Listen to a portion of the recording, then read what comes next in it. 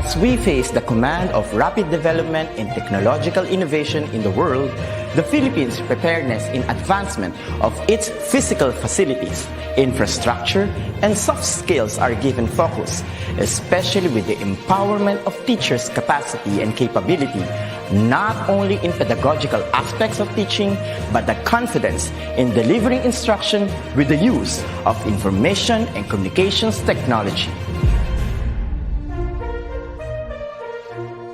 The Office of the Undersecretary for Administration, under the leadership of Yusek Alain Delby Pasqua, established the Educational Technology Unit under the Information and Communications Technology Service. Its prime function is to empower and capacitate public school teachers and learners as required by the global demand of the fast-paced development in technology.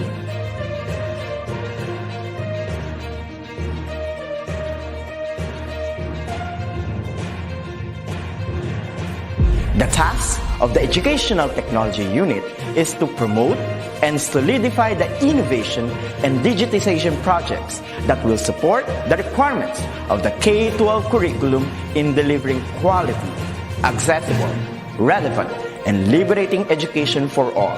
It targets different components and facets of skills development, which will enable the technological advancement of the infrastructure of DepEd.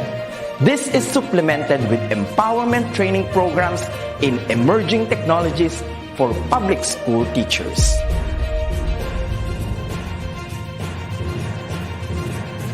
The programs of the EdTech unit target the emerging pedagogies focused on open educational resources, robotics and mechatronics, coding and programming,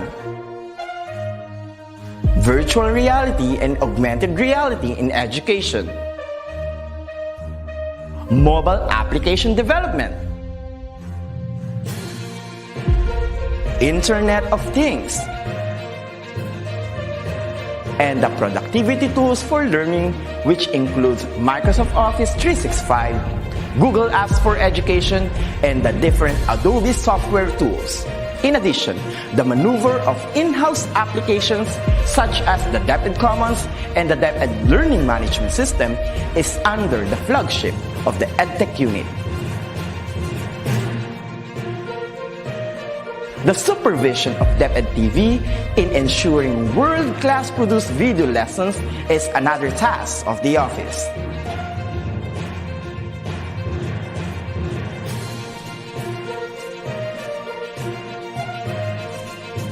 Lastly, the conduct of free online tutorial session, coined with the term eTulay, is a bridging program to support learners and parents in answering the self-learning modules pioneered with the initiative of the ICTS-EdTech unit. A teacher's influence is limitless, bound with the heart for service and dedication to fulfill the greatest mission to educate the young. The ICTS Educational Technology Unit will be there to promote, to empower, and to inspire Filipino teachers and learners as we grow as a tiger in the region, hitting our target as one of the best in educational technology. Come on and join us as we make our dreams into a reality. Sama-sama tayong lahat tungo sa iisang layunin. Simulan natin ang pagbabago dahil tayo ang mga gurong magtatayo ng makabagong DepEd. Sulong Edukalidad!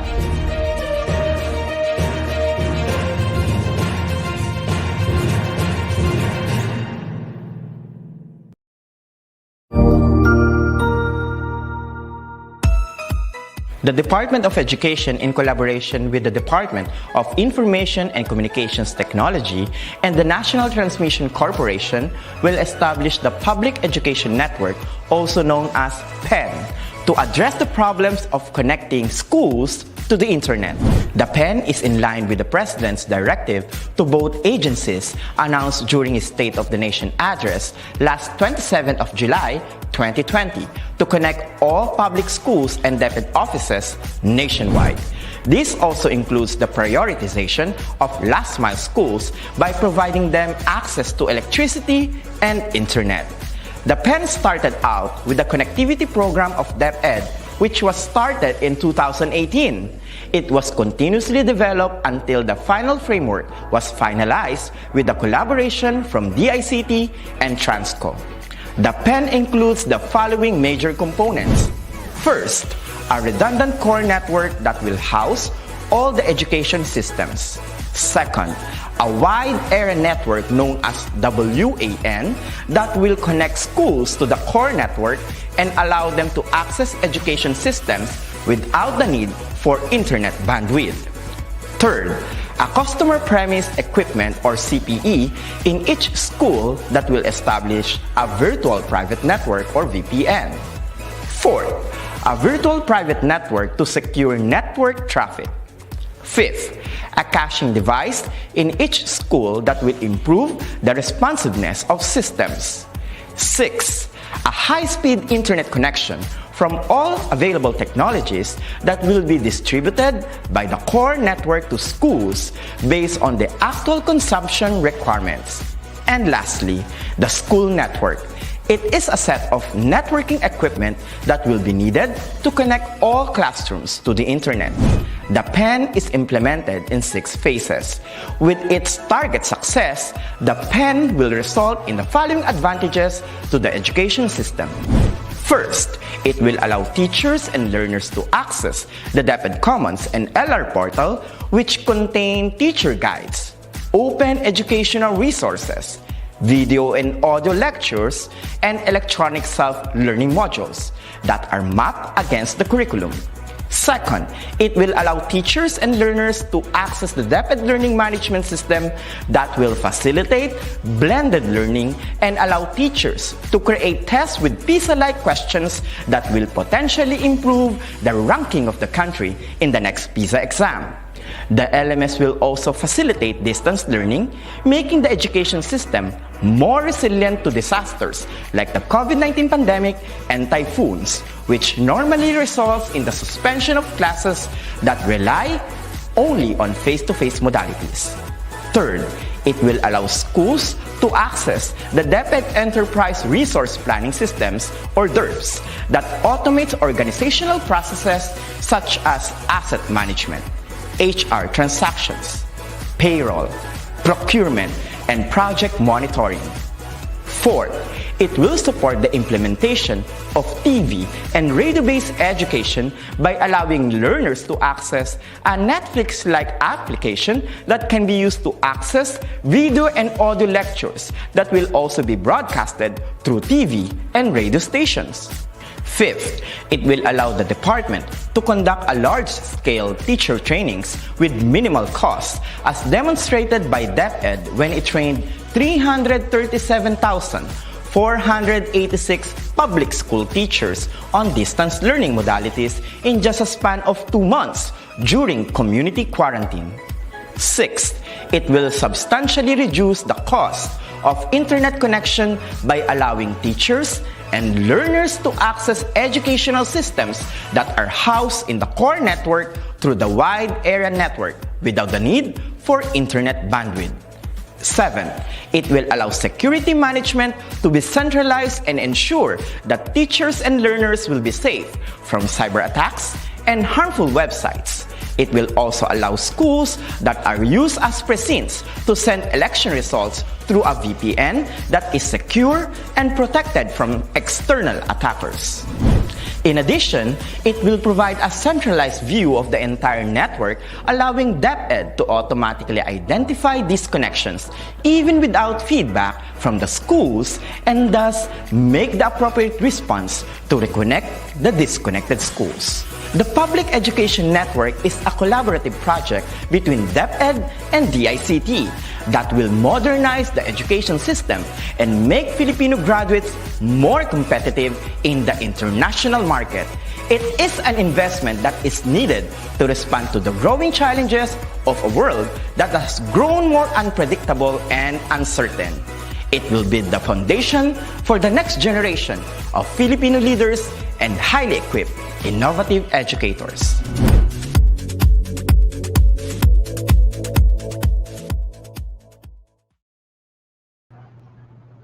And welcome back to our PM session for our International Multidisciplinary Webinar for Teachers. Yes, and we are so glad that we are all back. And how was your lunch, everybody? I had a sumptuous one. How about you, Jeff? Yes, well, actually, I'm so excited that everyone, because mostly here in the Philippines, if it is Friday, it's Mungo Day, right? Oh, yeah, right. I miss the mungo and, of course, that fish that we call Gigi. Yes. Yes, since Gigi is very popular nowadays, we have to patronize Gigi and Mungo. But nevertheless, I hope that we all had our lunch and we're all ready for the second set or the afternoon session of our webinar. So if you are all ready, Yes, so we will be posting later on the attendance link again, and don't forget to use our hashtag ETUXGenTFL 2021 Day 3 on posting on your social media accounts. So let's get started with our next speaker, and I think partner, she's going to introduce herself.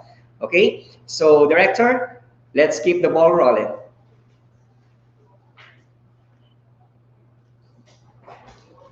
all right.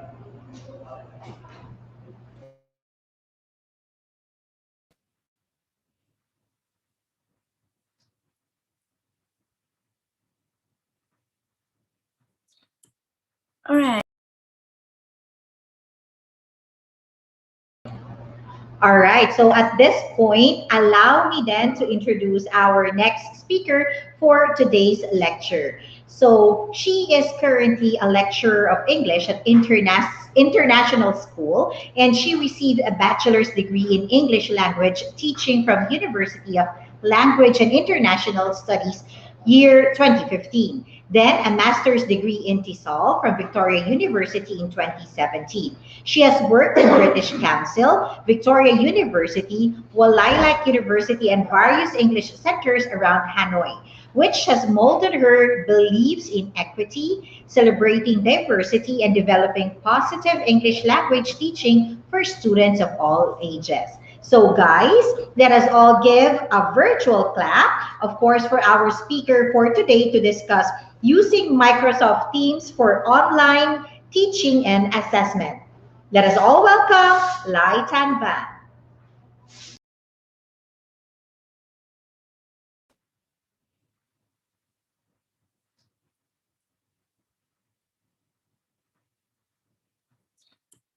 All right. Hello, everyone. Let me introduce myself first. My name is Van, and I come from Vietnam. I'm currently English lecturer at International School, Vietnam National University, and it's my honor to be here today. Although we cannot meet face to face, but it's great that we can see each other online like this. So thank you so much for coming to my presentation, and my topic is to talk about using Microsoft Teams in online teaching and assessment. As we all know that since the pandemic outbreak, we all have to move to online teaching. So different university, different schools, different countries use various applications. And in Vietnam, we use many applications, but my university choose Microsoft Teams as the main apps to teach and to assess students. So in my presentation, I will talk about the firstly background information and an overview about Microsoft Teams. I will also give you some experience that we have on using Microsoft Teams. And last but not least, I will give some tips for online teaching. Let me give you some background information on online teaching. We all know that, especially in undergraduate education, what matters most is good teaching, not the technology. So technology here seems to be the means and their device to help with the education. That's why e-learning improves when pedagogy drives the technology. Therefore, improvement in online courses would surely show the results that it would better support student success. But in the end, it's all about teaching, and no matter if we use technology or not, it's all about your methodology. So technology cannot be a barrier or obstacle in your teaching. These are 7 principles for good practice in undergraduate education. Student-faculty contact, that even we change to online teaching, we still can maintain this. Collaborative learning, I will mention later in my presentation to talk more about this. Active learning, even online teaching, actually can help students to be more active or to be more passive. It's all on our questions. Prompt feedback, I think this is a really good advantage of online teaching. Diverse learner, yeah, for sure. High expectation, definitely that we expect more on from our students, especially when we turn to online teaching. And time on task. So let me give you an overview about Microsoft Teams.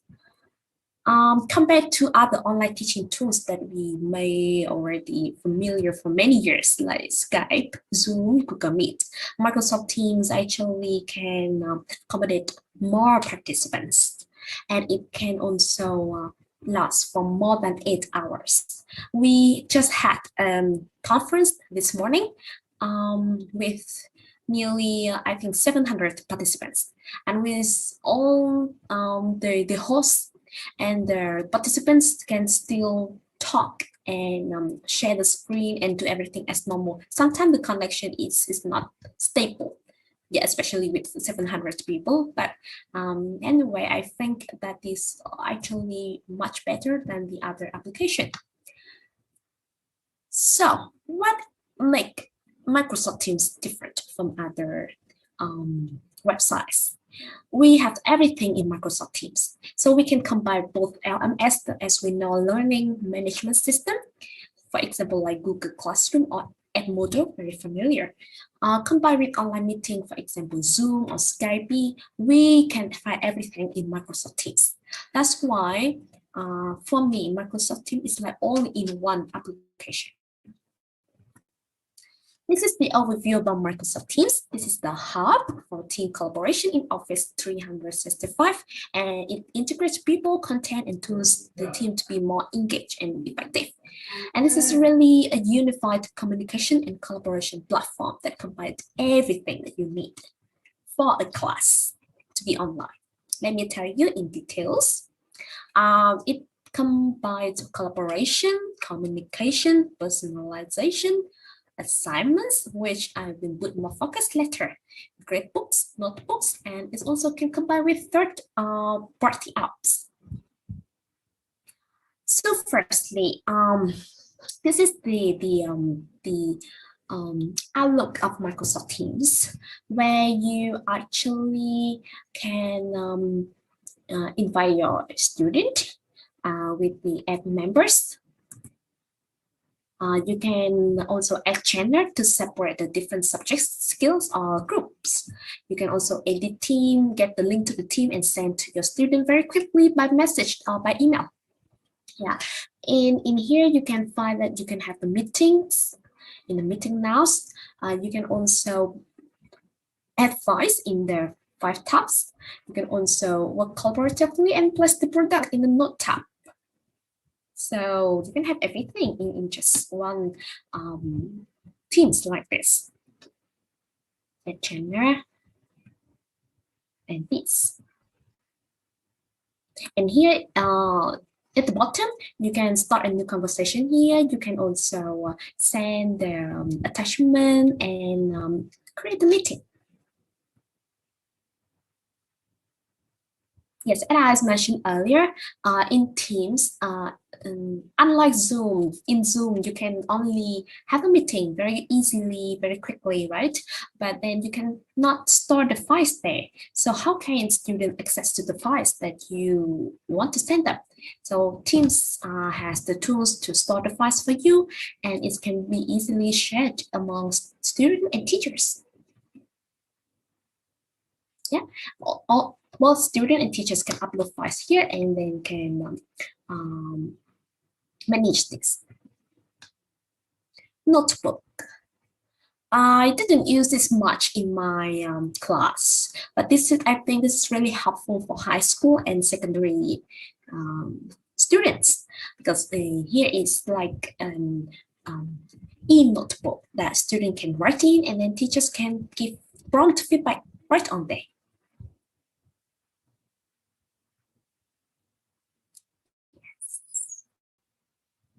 Okay, let's move on to the assessment. I think this is the main issue that everyone will questions when it comes to online teaching. So how can we assess students? How we can assign homework for students? How we can assign tests for students? With Zoom, we can just use Google Form and send a link to them very quickly, right? But in Teams, we can also use that, but we can also upload the document in Teams for students. And then I think the different things is that we can set due time, due date. We can set close date, close time, so student cannot submit after that time. We can use both Google Form and documents. We can also access to how many students turn in, how many students check, and how many students we need to return their homework or their test.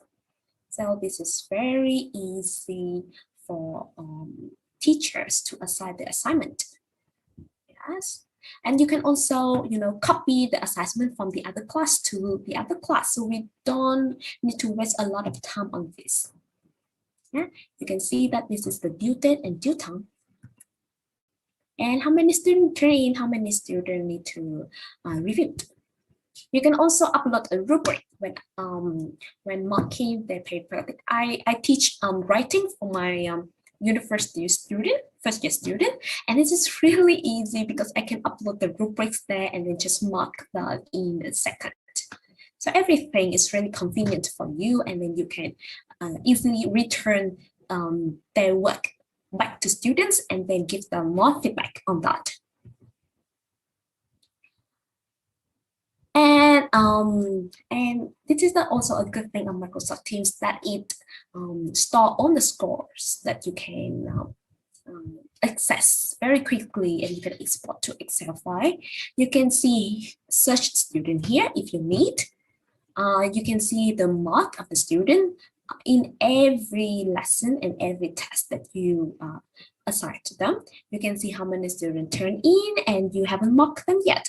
How many students just filled and haven't turned it. So you can easily contact them and then ask them to submit it to you. And lastly, you can easily export all of this score to Excel file and then combine with your file very easily, right? So I think this is a really good thing at Microsoft Teams, and I really like this way to assign assignments, which is convenient and really save time for both students and teachers. Although that it's true that we cannot control the validity of all of this assessment. This is also maybe a question from all of you, but I guess this at least it's a really convenient tool for all teachers to try.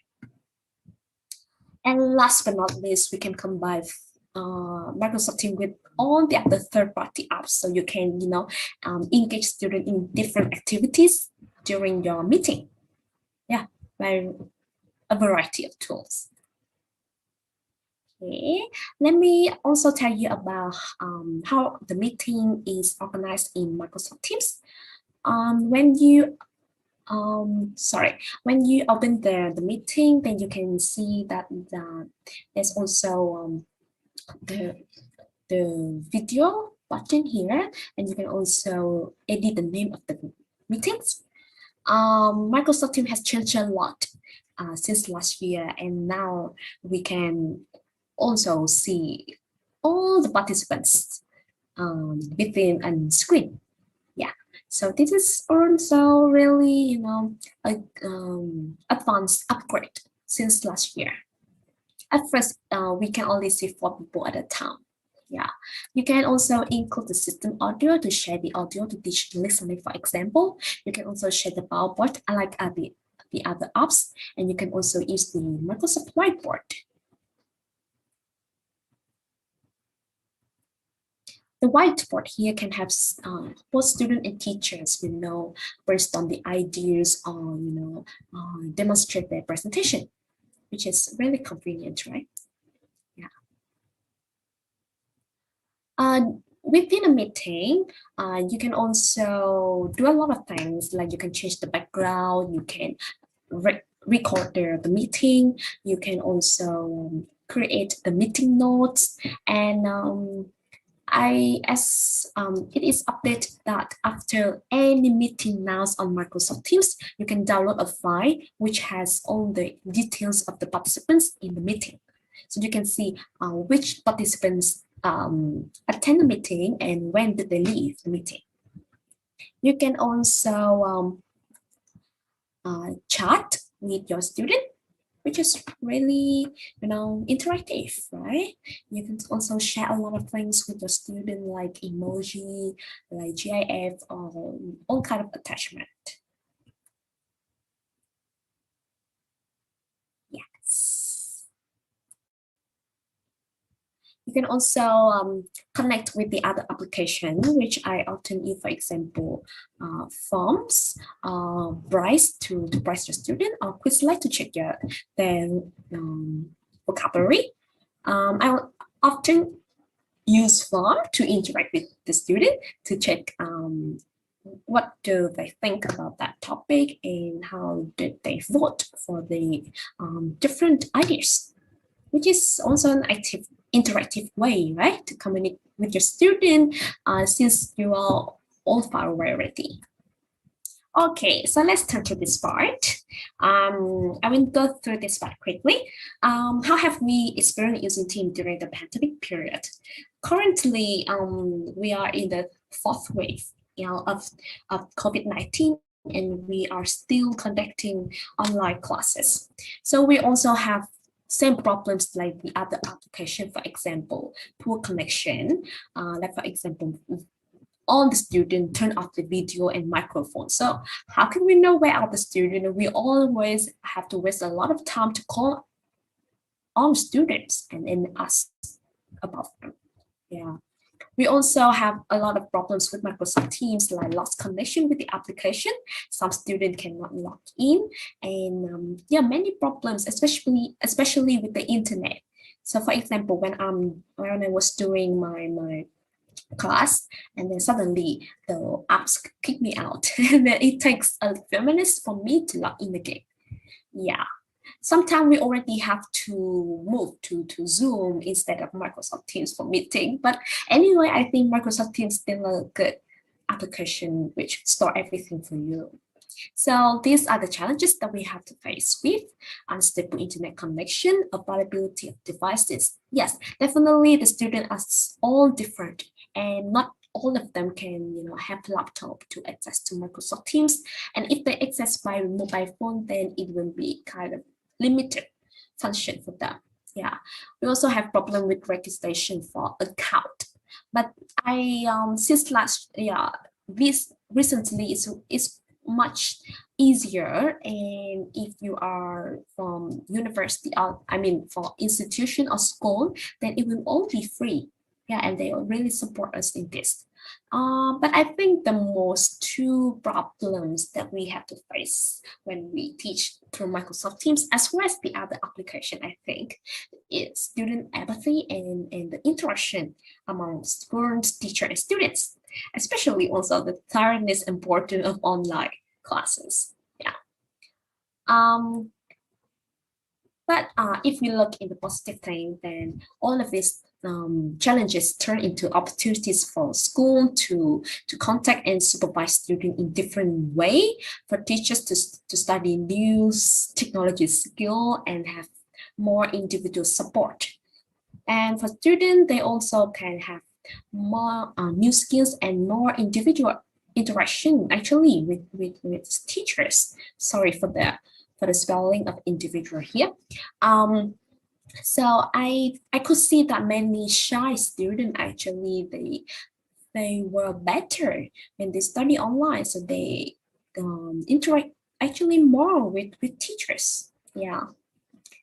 So how to enhance participation with student? We can include small talk, and we also can use communication guidelines. We also can utilize chatbots. Yeah, take advantage of chatbots to interact with students by many questions or many discussion. Yeah. How to improve the interaction. We use also different application, for example, roll calls, polls, survey, quizzes. We also divide the student into group by using channels. We can use Nearpod, Padlet, Mentimeter. The only problem is the internet connection. Yeah, it's really different and it's really problematic actually. But I think recently Microsoft Teams changed a lot, and it has really better, support for both teacher and students. So all of these things come up with some advice for you when you teach online, when you study online, when you deal with students online. So I hope that my presentation will be kind of have something meaningful and helpful for you. Yeah, so these are all my advice for you. So I really hope that you will not be too stressed with online teaching, as this is the only choice now, the only option now. So we all have to, accept and overcome this. I have just one last sentence for you. This is from Bill Gates. Technology is just a tool. In terms of getting all your students work together and motivate them, then the teacher is still the most important. So no matter application or website that you are using, then you are still the most important person. So yeah, take a good care of yourself and be patient with technology. So that comes to the end of my presentation. So if you have any questions, please feel free to drop in the comment, and I will, I will be so glad to answer from all of you.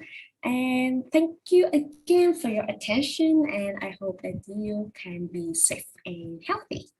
Thank you so much, and hope to see you all very soon one day. Thank you. Goodbye. Bye-bye.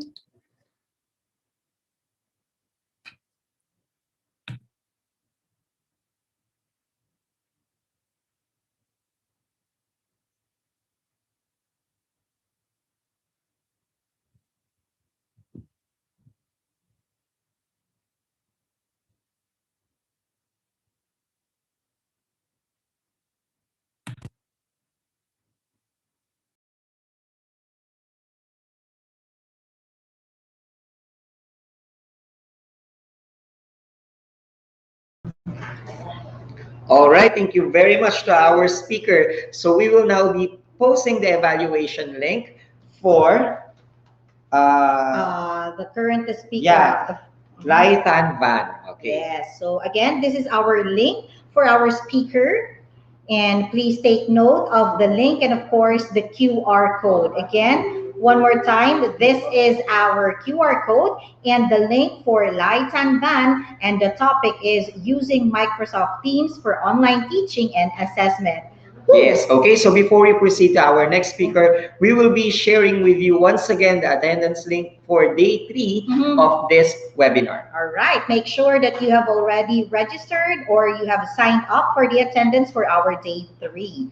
And please always stay until the end of every webinar, because for sure we have a lot more in store for you and we have a lot more invitations coming up after this. So again, that is your link in your QR code for day 3. Okay, and please, again, don't forget to use our hashtag ETUXGenTFL 2021 Day 3 on posting your selfies and as well as screenshots for your social media accounts. Perfect. That is absolutely perfect, Jeff. And to make everything better, going to the best, of course, let's move on to our next speaker for today. Yes, ladies and gentlemen, we are proud to present to you Ms. Teresia Pratiwi. Let's give her a virtual clap.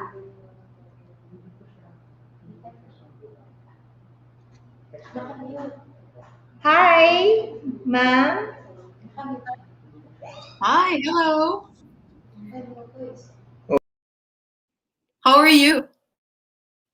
We are doing great and we are excited to hear your talk for today. Yeah, thanks for the opportunity. So we are going to give the floor to you, ma'am. All right, thank you so much.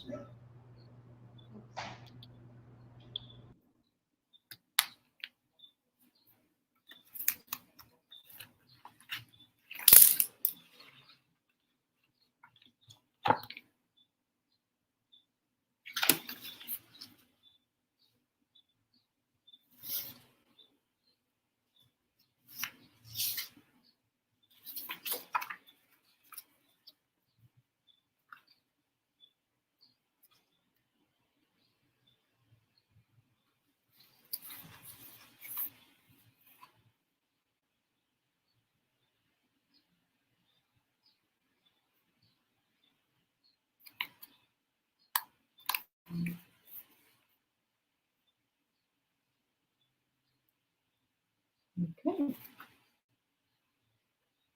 All right. Hi, good day, everyone. I hope everyone is staying safe and healthy today, and thank you for the Department of Education of the Philippines and GENTEFL for organizing this seminar and for giving me this opportunity.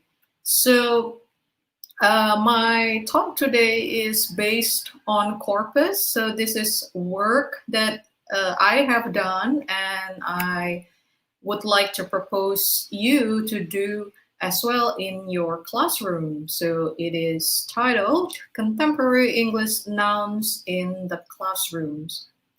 Okay.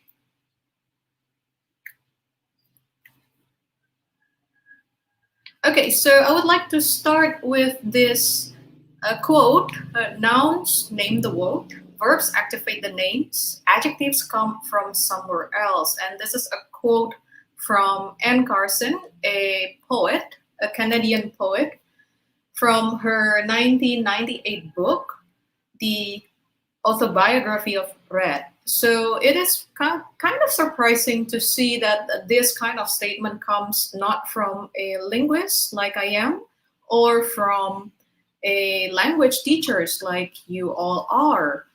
I take this as a sign that even a poet, even someone who works in literature, can acknowledge how powerful the nouns are and how nouns make a very important block of any kind of language, not just English. So this applies across all languages in the world. So I hope we can start with that in mind. Okay. So the question is now, why do we focus on nouns? Why I encourage you, I am trying to encourage you to focus on nouns. Well, there are a couple of reasons why we can solely base corpus, classroom-based corpus on nouns. So I'm trying to list down a couple of questions here. The first one, nouns are old. In all kinds of languages, nouns are mostly and most often the oldest artifacts that you can find.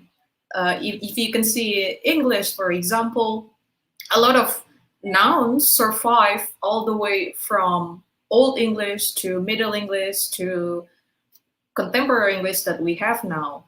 Also, it's very versatile. It accepts members easily. It's an open class. It's receptive to nouns from other languages. As you can see that English now has tons of words, especially nouns, borrowed from other languages.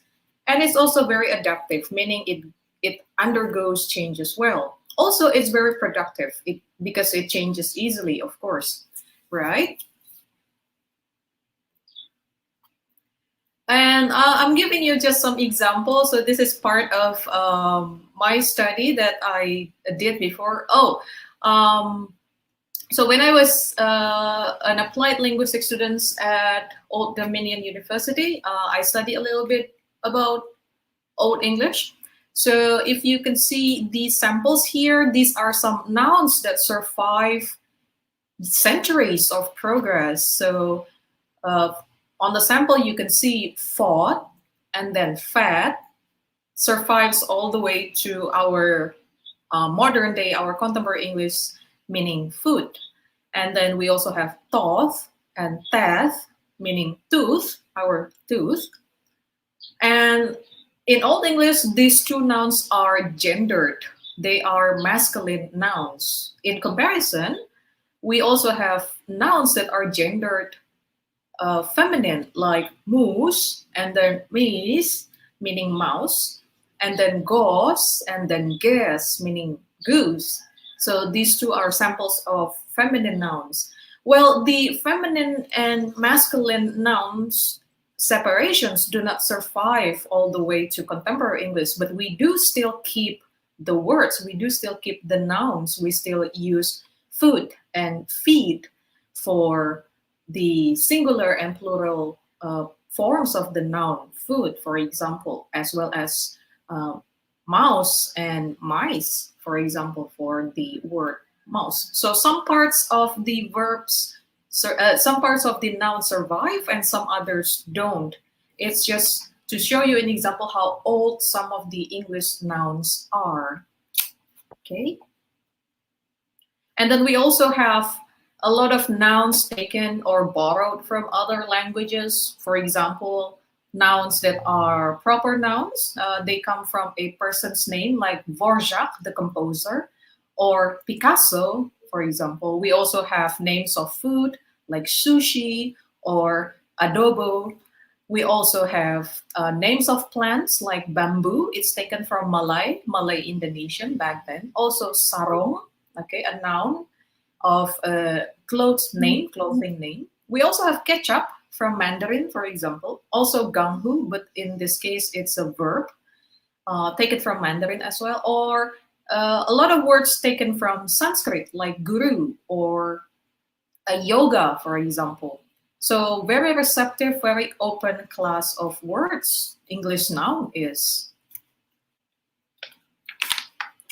And then this is one of the words that we have become very familiar lately, quarantine, and taken from the Italian word for 40 days, 40 giorni, which itself derives from the Latin word for 40, quadraginta. I'm pretty sure that we all know and we all use this word very often lately. Or this word, which derives from Greek, from epidemia in Greek meaning disaster prevention, and then logi, which in Greek means science. And we now get the English words epidemiology, right? So just some examples on how the English nouns as an open class of words really accept a lot of members.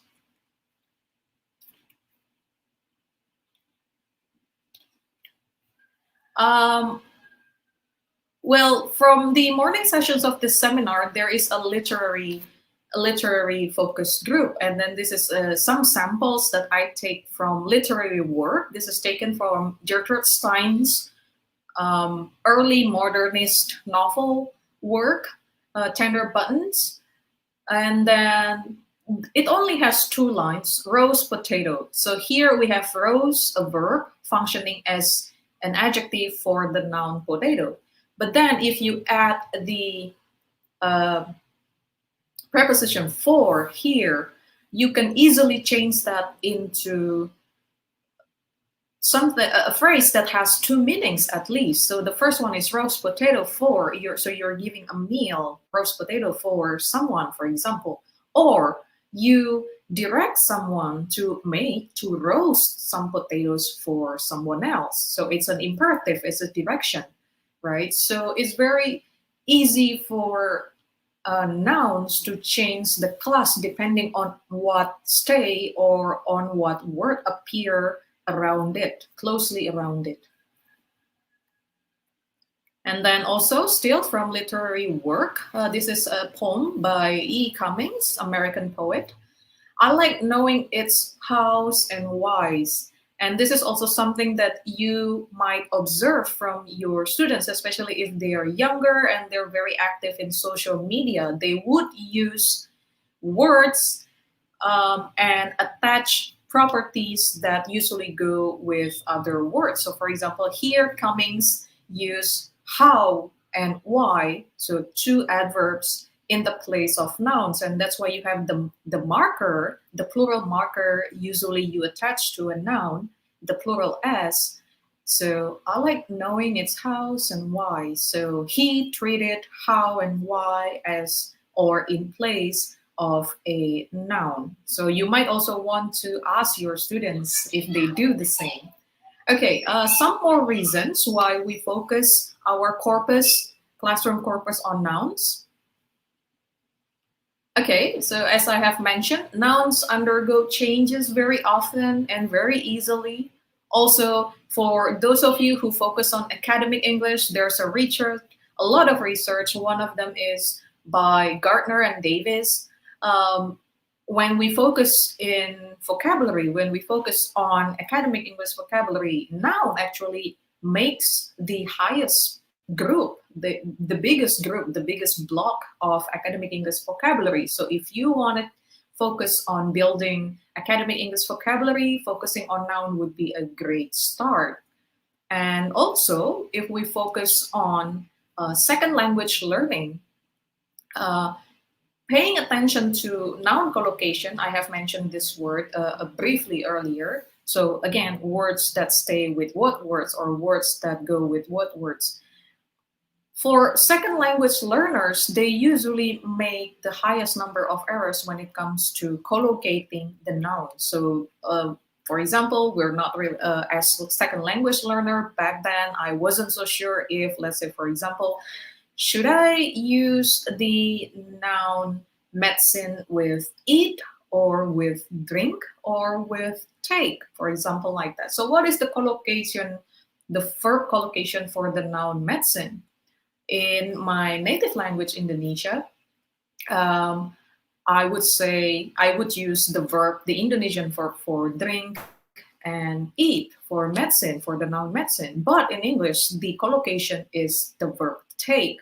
So I wonder if in many languages of the Philippines, that kind of collocation would also influence your learners. That would also be a point of consideration for your learners. What verbs or what other word class would go with this noun? And that if you see that your students make a lot of errors, that it becomes a pattern, you might be able to develop error detections and then error mapping for your research, for your own classroom-based research. Okay. Okay, some more examples taken from social media. When I research social media, I usually focus on Twitter, but this is also happening a lot in medium like TikTok or YouTube comments. If you see the YouTube comments, you wouldn't see samples like this. For example, now we use the noun radar, which back then is an abbreviation of a system, as a mere noun. So it's just another common word nowadays. It wasn't even on my radar. Or we can also use a proper name as a noun, or in this case as a verb here.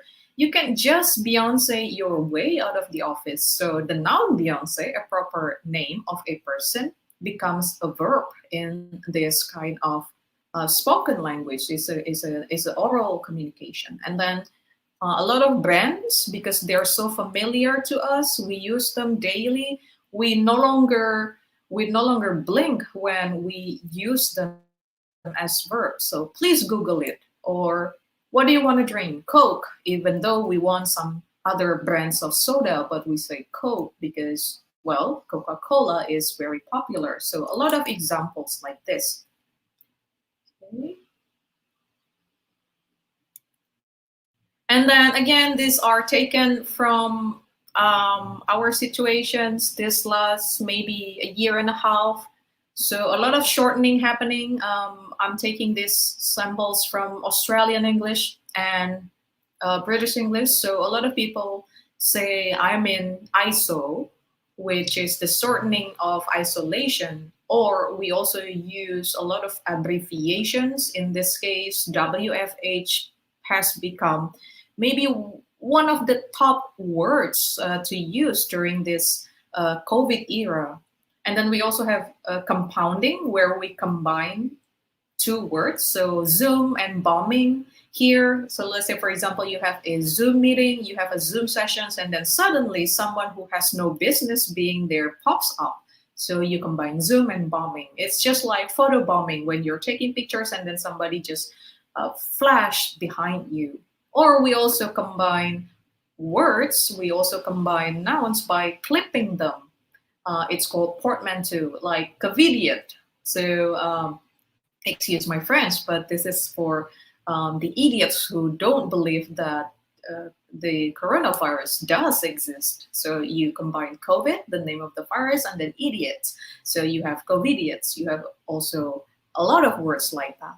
So I'm going to propose some of the exercises that you may want to try in your class based on your noun corpora. So first thing first, you might want to assign a short text or a text with just a couple of paragraphs and then ask your students in the class to identify the nouns borrowed from other languages. And believe me, you will be surprised at how much English borrowed from other languages. Hey, English owe us a lot. Alternatively, you can also ask your students to guess, well, which words come from or survive from Old English and which words are actually borrowed from other languages. And then there's always a lot of online resource that you can use to check. One of them is the Etim Online. So with that website, you can check the etymology of almost all words listed in the Oxford Dictionary. So this would be a fun exercise for your students. Send them around and then start with something that you can start both synchronously and asynchronously. I remember that a lot of speakers from the previous day session talks about asynchronous session. So this exercise can be done with or without internet connection. Okay, another exercise. Okay, you can also build your own corpus on newly coined, so words that we just create, or theme-specific nouns. So for example, a lot of nouns related to the coronavirus as well as its handling have become popular these last 2 years. So you might want to collect them and then identify how do they become, for example. Are they an abbreviation? Are they an acronym? Are they a portmanteau or something else, for example? Or are they other languages that you take and that apply some English rules to that, for example? That would be fun to do and then to look up. Okay, you can also assign this as long-term assignment. For example, you might want to assign them to tweet about it on Twitter or build a Wikia page, okay, on, let's say, for example, the wiki page of the Zoom bombing phenomenon in your area or in the Philippines, for example. Or you can also ask them to write a white paper. Okay, so this is why I mention the term collocation a lot, because first thing first, as teachers, I'm aware that we all have said this in class at least once. So let's say, for example, you say, you think in sentences, or give me a sentence of. Well, the truth is, cognitively, we as human, we don't think in sentences, but we do think of words by their association and collocation. So our brain, if we put that into an animation, might look like a giant cluster a giant word map, and we always think of something that goes with something else. We think of one word that goes with another word specifically. Let's say, for example, you can also ask your students to do an exercise of making a word map. For example, when I gave this word prompt to my Indonesian students, they came up with a name, a trademark name of a furniture maker, because in Indonesia, apparently, this is a name of a furniture maker. But my American students, when I was at the University of Maryland, when I was teaching there, they came up with a lot of branches of sport and how many Americans that they admire have won the Olympic Games. So it's for them, the association, the closest association to the word is sports. So I wonder, will that be the same? Will that be different if you use this word prompt, for example, for your class? I would love to know that. Okay, another example, radiation. Okay, and this is very fun to teach in the US, where I was there. A lot of students came up with names of superheroes. The Hulk came very often, and then, if I remember correctly, Captain America, because they are superpowers that got their powers from being radiated, from the radiation. However, it might change, it might be different for Japanese students, for example. It might prompt them to give Godzilla, disasters, monsters, or the atomic bombing. So two different cultural experiences. So that would be the third exercise that I would suggest. Ask your students to come up with the biggest word cloud they can make. So let's say, for example, the word Olympic reminds them of a sport. That sport reminds them of the athlete. The athlete reminds them of the hometown of the athletes, and then the hometown reminds them of specialty, specific cuisine, and etc. Okay, another exercise with word association. Okay, you can come up with your own list of words and then put them side by side like this. So for example, on your left-hand side, I hope I'm getting this right. On your left-hand side, I put spoon, fork, hill, and valley.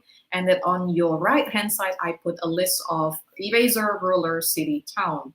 And then let your students go wild with how they would associate each word with what word. So for example, I would associate spoon with city, for example, because where I live now, there's a famous restaurant whose name is Spoon, okay? Or you can also, let's say, for example, associate hill with city, because there's a sermon, a city upon the hill, for example, like that. So you can just assign random words, put them on two lists at least, and then ask your students to associate one with another, okay?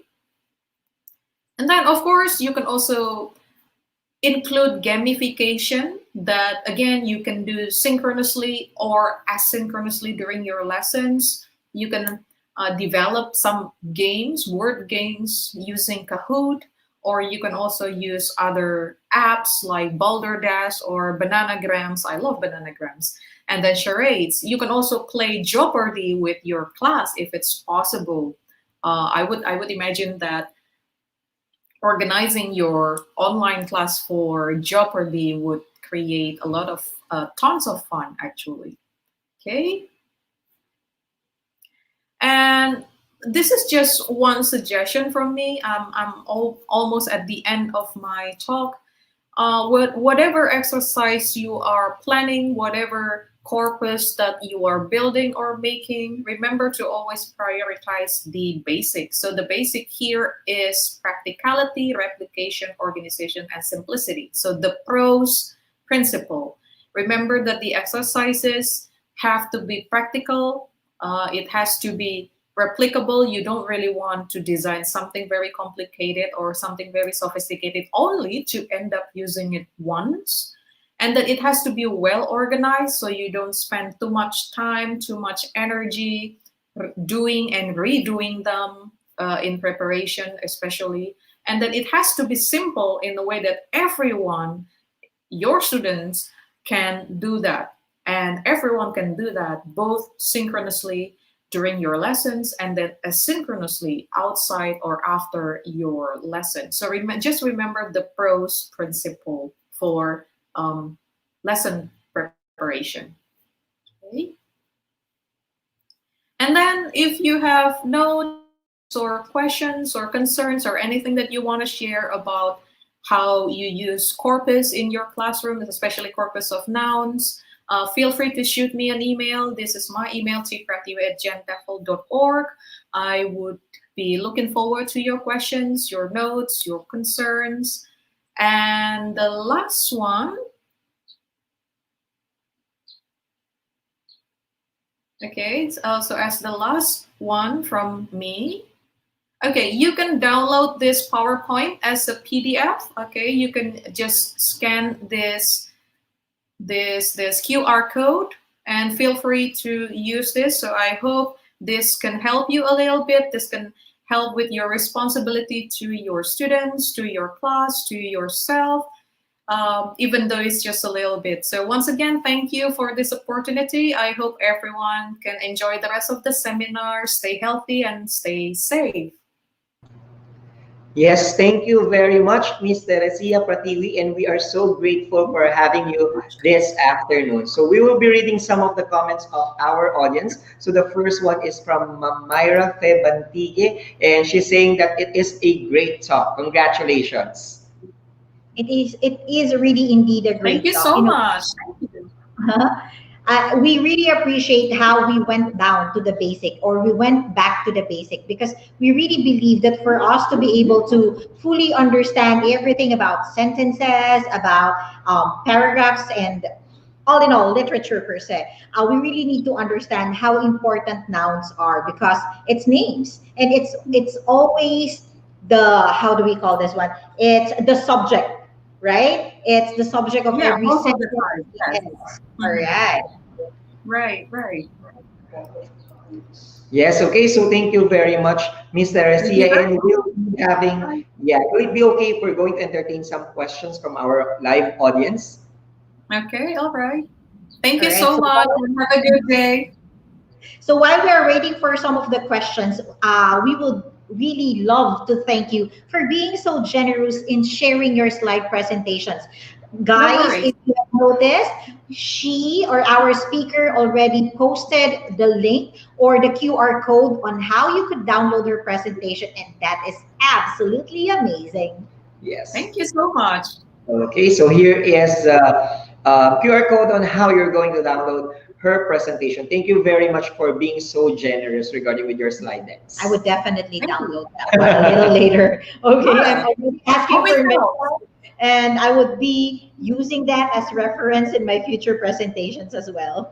Okay, so I think our audience doesn't have questions because we are reading a lot of congratulatory message for Miss Prativi. Thank you very much for this talk, and we are so grateful for having you. We hope that we could have you back again, maybe face to face soon. I'm hoping for the same thing. All right, thank you so much. We had a very good afternoon with you, and it was really indeed a wonderful presentation. All right. Okay, so we will now be posting the evaluation link for our speaker, Ms. Teresia Pratiwi. All right, so on your screen right now, guys, again, just like what we always do, capture, screenshot, or already scan the QR code, or you may click or copy our link so you could already post your evaluation for Ms. Teresia Prativi on the topic, why use noun? All right, so we will now proceed to our next speaker. That's perfect. All right. And for our next speaker, we would like everybody, of course, to welcome. All right. Our next speaker is a full-time English lecturer at Maijo University, Chiang Mai, Thailand. He completed Master of Arts in Language and Literature at Central Luzon State University in the Philippines. His research interests include teaching of English as a lingua franca and English language teacher education and development. He currently serves as Administrative Committee Member and Membership Coordinator for Association of English Teachers in Thailand, or Thailand TESOL. Yes, ladies and gentlemen, his topic is all about ELF in a borderless world and a paradigm shift. We are proud to present to you our next speaker, Paksiri Tongsen. Virtual class. My name is Paksiri Tongsen. I work as a lecturer of English at Maijo University in the province of Chiang Mai in the north of Thailand, and I am also serving Association of English Teachers in Thailand, or Thailand TESOL, as a membership coordinator and an executive committee member. So before I begin my lecture or my talk today, I would like to extend my gratitude to DepEd ICTS-EdTech unit in collaboration with GENTEFL for inviting me to be part of this international webinar series. So let me share my slide.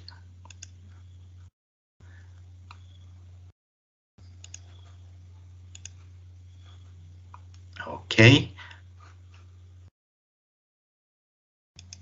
Right. My presentation topic today is English language teaching, or ELT, in a borderless world, a paradigm shift. So it mainly focuses on the global spread of English, which has a great impact on the teaching paradigms of the English language. So my presentation is divided into 4 parts, including global spread of English, English language teaching paradigms, lingua franca approach, and teaching techniques in English as a lingua franca context. So let us begin with the global spread of English. As you can see on this world map, you can see that there are 3 shades of color: the yellow, the light green, the yellow, and the white ones. So in the light green area, it is countries where English is used as first and official language. So that means English is used as a mother tongue as well as an official language in these countries.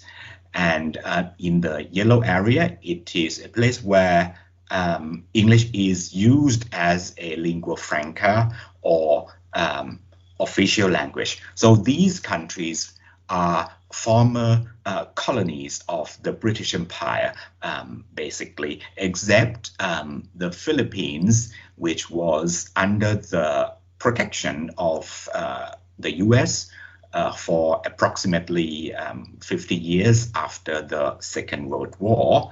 And in the white area, English is used as a foreign language, and the purpose of English in this white area is to enable people to communicate with native speakers of English coming to work in these countries.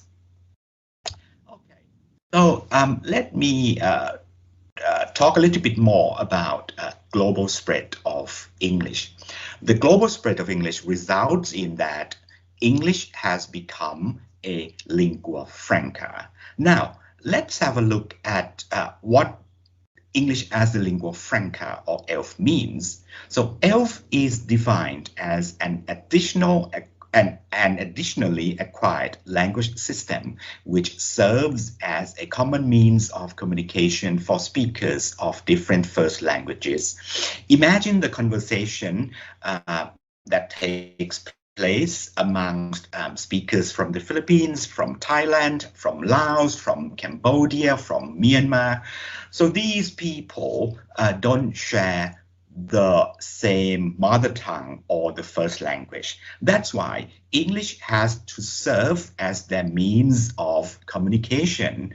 So to make their communication or conversation successful and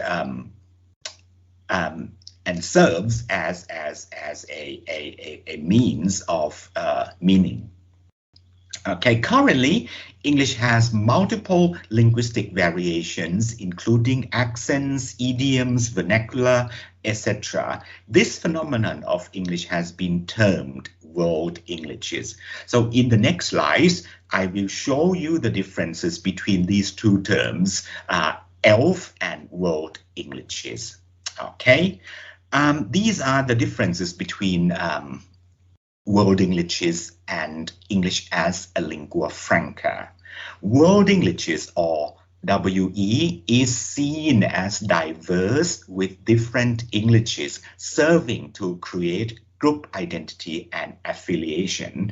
Within world Englishes, we focus on the linguistic differences of varieties of English around the globe. Whilst for ELF, which is a common language which speakers from diverse language and cultural backgrounds come together and use it. So you can see that the major difference is the status of English, which is ELF, and linguistic diversities, as you can see in the term world Englishes. And most importantly, ELF is a culture-free version of English. ELF has no association whatsoever to any particular variety of English. And world Englishes emerged from a long history of colonization, as I mentioned at the beginning of this talk, both geographically and corporate, which enables English to become a lingua franca it is today. All right. Now, I would like to introduce the late Professor Braj Bihari Khatru. He was considered the father of world Englishes. He was originally from India and he migrated to the US, and he taught at the University of Illinois at Urbana-Champaign until his retirement. He was a person who introduced the concepts and the ideas of world Englishes in the 80s. Okay, now let's have a look at what he did with varieties of English around the world.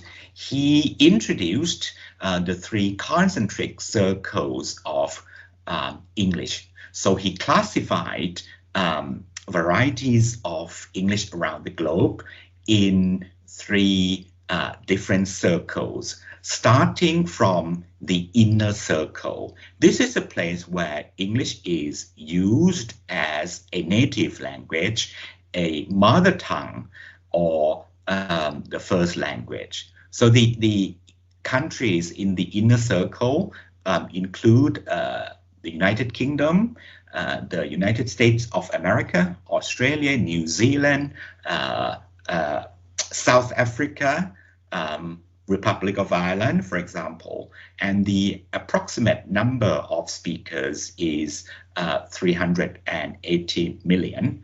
So moving on to the outer circle, this is a place where English is used as a second language. India, Nigeria, and the Philippines, Singapore, Malaysia, Brunei belong to this circle.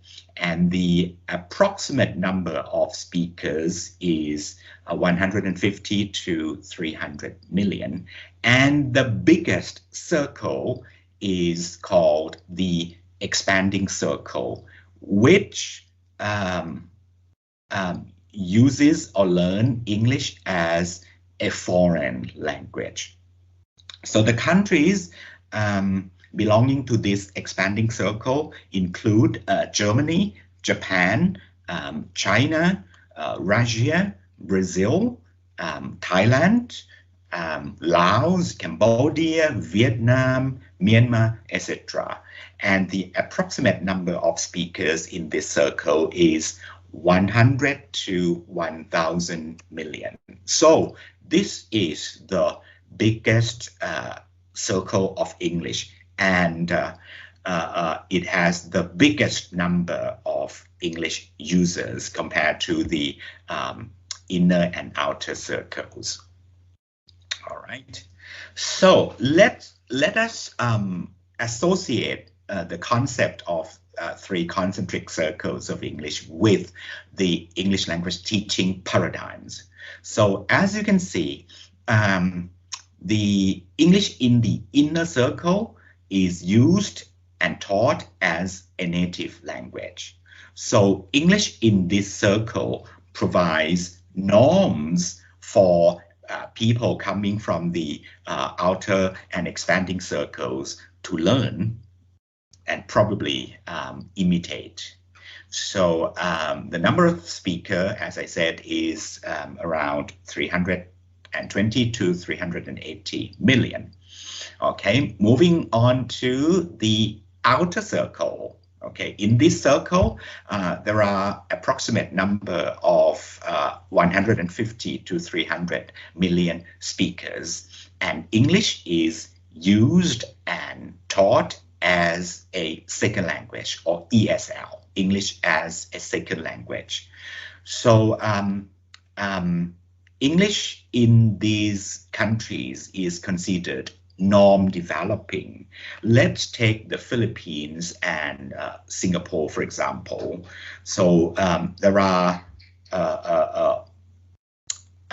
particular varieties of English used in these two countries.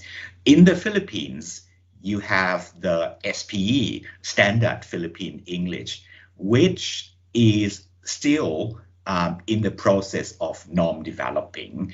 And in Singapore as well, they have two varieties of English, the standard and the non-standard ones. So in Singapore, the standard one is called Standard Singapore English, or SSE, and the non-standard one is called the Colloquial Singapore English, or CSE, and it is locally known as Singlish. In the Philippines, you have the SPE, Standard Philippine English, and you also have the Taglish, which is a hybrid variety comprising of some bits from English and some other bits from Filipino languages. Okay, and the last circle is called the expanding circle, and it has the biggest number of speakers, around 100 million to 1,000 speakers. And English is used and taught as a foreign language, or EFL, in this circle. And of course, English in this circle is considered norm dependent, because we don't have our own standards, we don't have our own norms. That's why we have to rely on the inner circle, or English as a native language. So as you can see, there has been an influx of both native speakers and non-native speakers coming from the inner and outer circles and work as teachers of English in Thailand, and of course in other outer and expanding circle countries. All right. So let's have a look at the community of English speakers as including a wide range of proficiencies. So if we compare the circles of English and the proficiency levels of speakers in these three circles, you can see that the closer you are to the inner circle, the more proficiency level you have, or the higher proficiency level you have. So the further you are from the inner circle, the lower proficiency level of English you have. Okay, and the population of English speakers in the inner circle is around 500 million speakers. So this is a statistical data provided by Gradle in 2006. Now, you can see this table showing the knowledge of English in outer circle Asian countries. So we are focusing on the proficiency level or the knowledge of English of people in the outer circle in Asia alone. You can see that it has a relationship or association with the circle they belong to, which is the outer circle. So let's start from Singapore. You can see that the 80% of the Singaporean population have knowledge of English, and the approximate total number of speakers in Singapore is 3.1. That is 80% of the total population. And in the Philippines, the estimate has it that 65% of the Filipino population have knowledge of English, and they are around 66.7 million of Filipino people who can speak and use English. And you can see the statistics of Brunei, Hong Kong, Malaysia, Pakistan, Sri Lanka, Bangladesh, and India. So surprisingly, as you can see, India has the largest population compared to the other outer circle Asian societies, but only 20% of Indian population can speak and use English. So there are only 260 million of Indian people who can use English, who appear to be speakers of English. So this is the latest statistics provided by Kirkpatrick and Lee Sun in 2020. Right, let's see how these countries in expanding circle Asian countries do with regard to the proficiency level of English. So Nepal, well, which comes to my surprise, has the biggest percentage of people who can speak and use English compared to the whole population within the country. So there are approximately 8.5 million Nepalese who can speak English, and they are users of English as well. China, only 20% of its population can use English, but the number is surprisingly large, which is 276 million. So as you can you can see the countries at the bottom. Okay, Thailand, only 10% of Thai people can speak and use English, only 65 million people in Thailand. And if you see the countries in the Greater Mekong subregions, including Cambodia, Indonesia. Indonesia is not in the Greater Mekong subregion, but Cambodia and Laos belong to the Greater Mekong subregion. So in Cambodia and Laos, only 5% of their population can use English. In Indonesia, only 5% as well, but the population of Indonesia is greater than Cambodia and Laos. That's why there are 13 million speakers of English in Indonesia. The statistics in Thailand and Vietnam makes no difference. Only 10% of these two countries, or 6.5 and 4.6 million respectively, can use English. Okay, so the proficiency levels of English in the outer and expanding circles can be associated with the teaching paradigms, as you can see in this table. So there are 4 teaching paradigms being called ENL, English as a Native Language, English as a Second Language, or ESL, English as a Foreign Language, or EFL, and lastly, ELF, English as a Lingua Franca. So if we consider users, location, and norms and function as well, you can see the differences among these 4. Okay, let's start with the ENL. So traditionally referred to as the native speakers of English, and the location of ENL is in Katru's inner circle, meaning they are native speakers of English, and they are norm providing because English in the inner circle has long been the model for speakers from expanding and outer circles as well. And the function of English in this circle is for communication between native speakers themselves, just between native speakers. So non-native speakers are excluded in this circle. So moving on to the ESL, speakers of English in this circle use English as a second language, and it belongs to Katru's outer circle.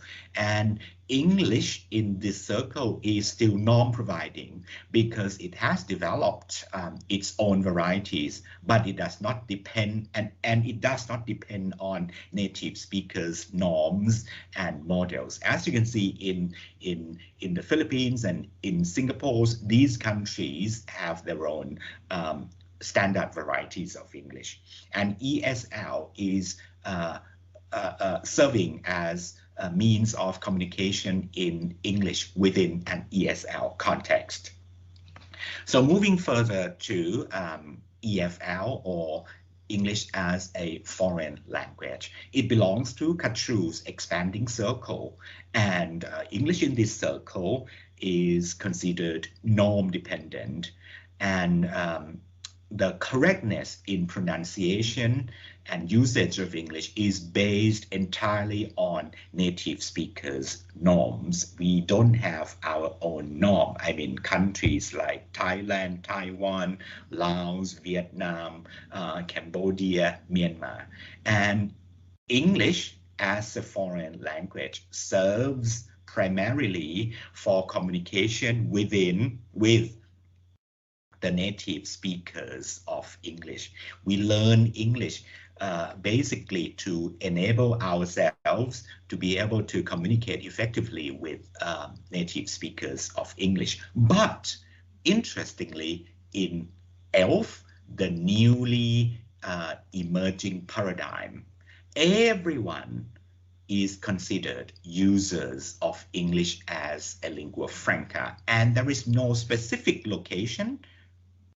So ELF has no association with geographical or historical backgrounds of its speakers at all, but it mainly involves speakers from the expanding and outer circles, basically.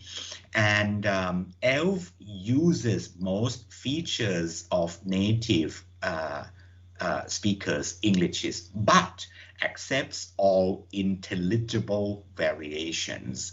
So it accommodates the local features and the local varieties of English. And the purpose of ELF is to internationally communicate predominantly between non-native speakers of English themselves. But native speakers of English are not simply excluded from ELF communication, but we don't pay attention to them. We pay attention to the successful communication amongst non-native speakers of English. So let's see the paradigm shifts from EFL, ESL to ELF or ELF. So ELF is the latest paradigm which is different from EFL or ESL. So while EFL and ESL aim to prepare students for interactions with native speakers, ELF aims to prepare students for interactions in multicultural, multilingual, and international settings, regardless of nativeness or non-nativeness of speakers.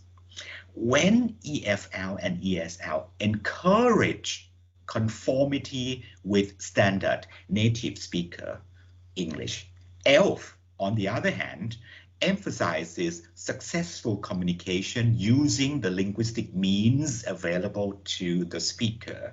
So it means that your learners, your students don't have to necessarily sound like a native speaker at all, as long as they can achieve the communicative goals.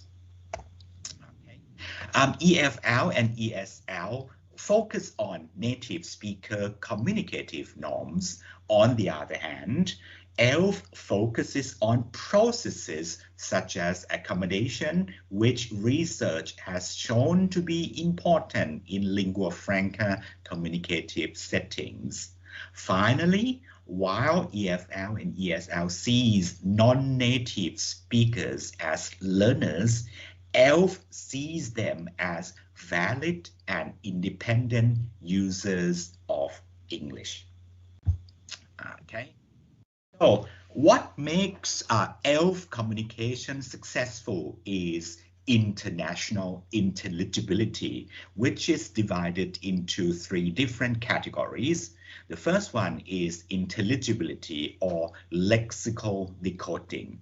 The second one is comprehensibility or understanding meaning. And the last one is interpretability, understanding intentions. So these 3 types of understanding thought to constitute international intelligibility. So we shall look at them one by one. Okay, let's start with intelligibility. Intelligibility can be defined as a listener's ability to decode the words that are spoken, or lexical intelligibility. So the hearers or the listeners understand which particular word is being uttered or spoken to them. And from the speaker's point of view, this is the ability to say words in such a way that listeners can successfully decode them. So if you say university, so the hearer knows immediately that, okay, it refers to an academic institution offering higher education. So that means your pronunciation has lexical intelligibility, so the hearer can decode and associate the word with its meaning. And a hearer has had no difficulty understanding anything a speaker says, even though his or her accent is largely unfamiliar. Although I'm speaking to you in my Thai accent of English, but I'm sure that I have some sort of lexical intelligibility. So you understand every single word that I am speaking or uttering to you. Okay, the second one is comprehensibility. Comprehensibility involves the ability of a listener, sorry. Comprehensibility involves the ability of a listener to understand a spoken message. So it refers to the meaning of a word or an utterance. A text is comprehensible if the listener can make sense of or paraphrase it. Okay, and lastly, interpretability. It refers to the understanding of the meaning behind the word or utterance. The interpretability of a spoken text is high if the listener is able to understand the speaker's intentions in uttering the message in a particular context. Listeners may think that they understand, and a speaker may think that a listener has understood the meaning that the speaker intended, only to find out later that the speaker's understanding was quite different from the speaker's intended meaning.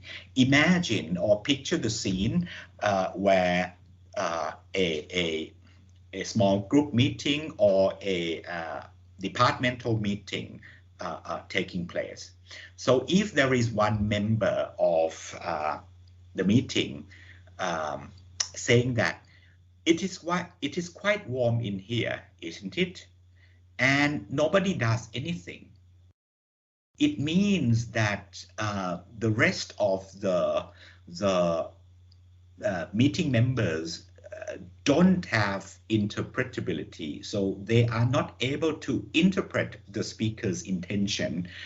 The speaker says that it is quite warm in here, isn't it? He or she is expecting that at least one of the members in the meeting would turn on the air conditioner or lower the temperature of the air conditioner. For example, it is expected that, okay, if the air conditioner is set at 27 degrees Celsius, it should have been lowered to maybe 25 or 24 degrees Celsius. But if no one does anything after the chair of the meeting says that, okay, I think it is quite warm in here, isn't it?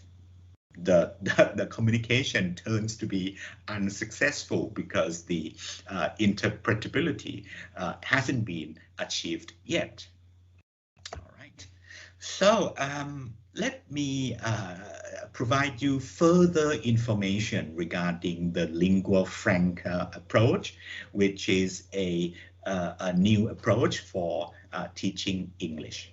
In this approach, Kirkpatrick in 2012 proposes 4 points. The first one is the goal of the approach is for learners to be able to use English successfully in lingua franca context rather than to develop native speaker proficiency and sound like native speakers. It is unnecessary for learners to sound or to be like native speakers. Rather, they will naturally sound like multilinguals. So they would sound like a Thai speaker of English, a Filipino speaker of English, a Laotian speaker of English, with their originality and identity being retained. Okay, the second one is that the curriculum should provide topics of regional and local cultures that are relevant for lingua franca users in these contexts. It is a cross-cultural course based on Asian or ASEAN cultures and literatures where intercultural competence is developed. Okay, you should not introduce any topics or concepts which are far away from your learners' interests. For example, if I teach in the remote area in Thailand, in the mountainous area, so if you introduce the concepts like Santa Claus or Christmas, okay, in our Thai culture. So these indigenous people, indigenous learners of English in the very, very remote area up in the mountains may not be understand what Christmas is, what snowman is. They might not even see what hamburgers or sandwiches look like for the rest of their life. So rather, I would like to encourage you, teachers of English, to introduce any teaching materials or concepts related to your learners' local cultures, like festivals, food, cultural values, holidays, etc. Third one, as a result, the curriculum must be designed to enable students to critically engage in discussions about their own cultures, cultural values, and interests in English. And lastly, the curriculum should include listening materials that acquaint students with the speech styles and pronunciation of their Asian multilingual peers who use English as a lingua franca. So you don't have to necessarily force your learners to sound like American speakers of English. You might end up with your learners being bullied or ridiculed by their peers. So in the Philippine context, if one appears to speak in a very fine American accent, he or she might be labeled maarte, right? Okay. And now I would like to introduce teaching techniques in ELF context. I think I'm running out of the time, but if the organizer could extend maybe 5 to 10 minutes for me, my total length of presentation would be probably 40 to 45 minutes. Okay, Bunsuk and Ambele in their recent launched a textbook provide the following ELF-oriented instructional concepts and techniques, comprising of integrating a global culture in ELT classroom, fostering interculturality with ELT textbooks, exposing learners to different English varieties, fostering more on communication, not grammar. Okay, and lastly, ELF-based English proficiency assessment should be reconsidered. Okay, so let's start with fostering interculturality with ELT textbooks. So these are things that we could do. Textbooks continue to be essential in ELT because they assist learners in visualizing communicative flows and expectations during interactions with native speakers. Nonetheless, excessive reliance on native English examples and context may detract from opportunities to learn other essential language learning elements. And textbooks should be chosen for their balance of global and local or global elements. Monocultural pedagogies may unnecessarily restrict the opportunities for learning in multicultural English interactions. When it comes to the use of English in the multicultural settings, so if your learners are very well equipped with native speakers' cultures, but they may not be successful in a multilingual communication. So if they speak in a very fine native accent of English, it doesn't guarantee that they would be successful in multicultural English communication. For example, if one travels to Singapore for the first time, either the British or the American, and you speak in your finest accent, you might end up being not understood by the local Singapore speakers of English if you don't accommodate them with the modification of your English accent. Okay. And you should expose your learners with different English varieties. Learners should not be compelled or limited to emulate or imitate native English speakers that are received pronunciation or RP and General American or GA. Rather than that, they deserve the right to choose any intelligible English accents and varieties that correspond to their identities and are comfortable with. So they should be comfortable with their selected or chosen variety of English. It is nearly impossible and impractical to introduce learners to all existing and emerging English accents from around the world. On the other hand, it is essential or important for teachers to select English accents that are meaningful for your learners' learning. An exposure to and discussion of ELF communicative situations through social media platforms such as Facebook and YouTube, in-class observation and discussion of ELF communicative scenarios and ELF-related part-time jobs or internships can help all learners accelerate the process of becoming familiar with accent diversity. So this is very practical for university students. So if you teach in higher education, you can adopt this approach to your teaching of English.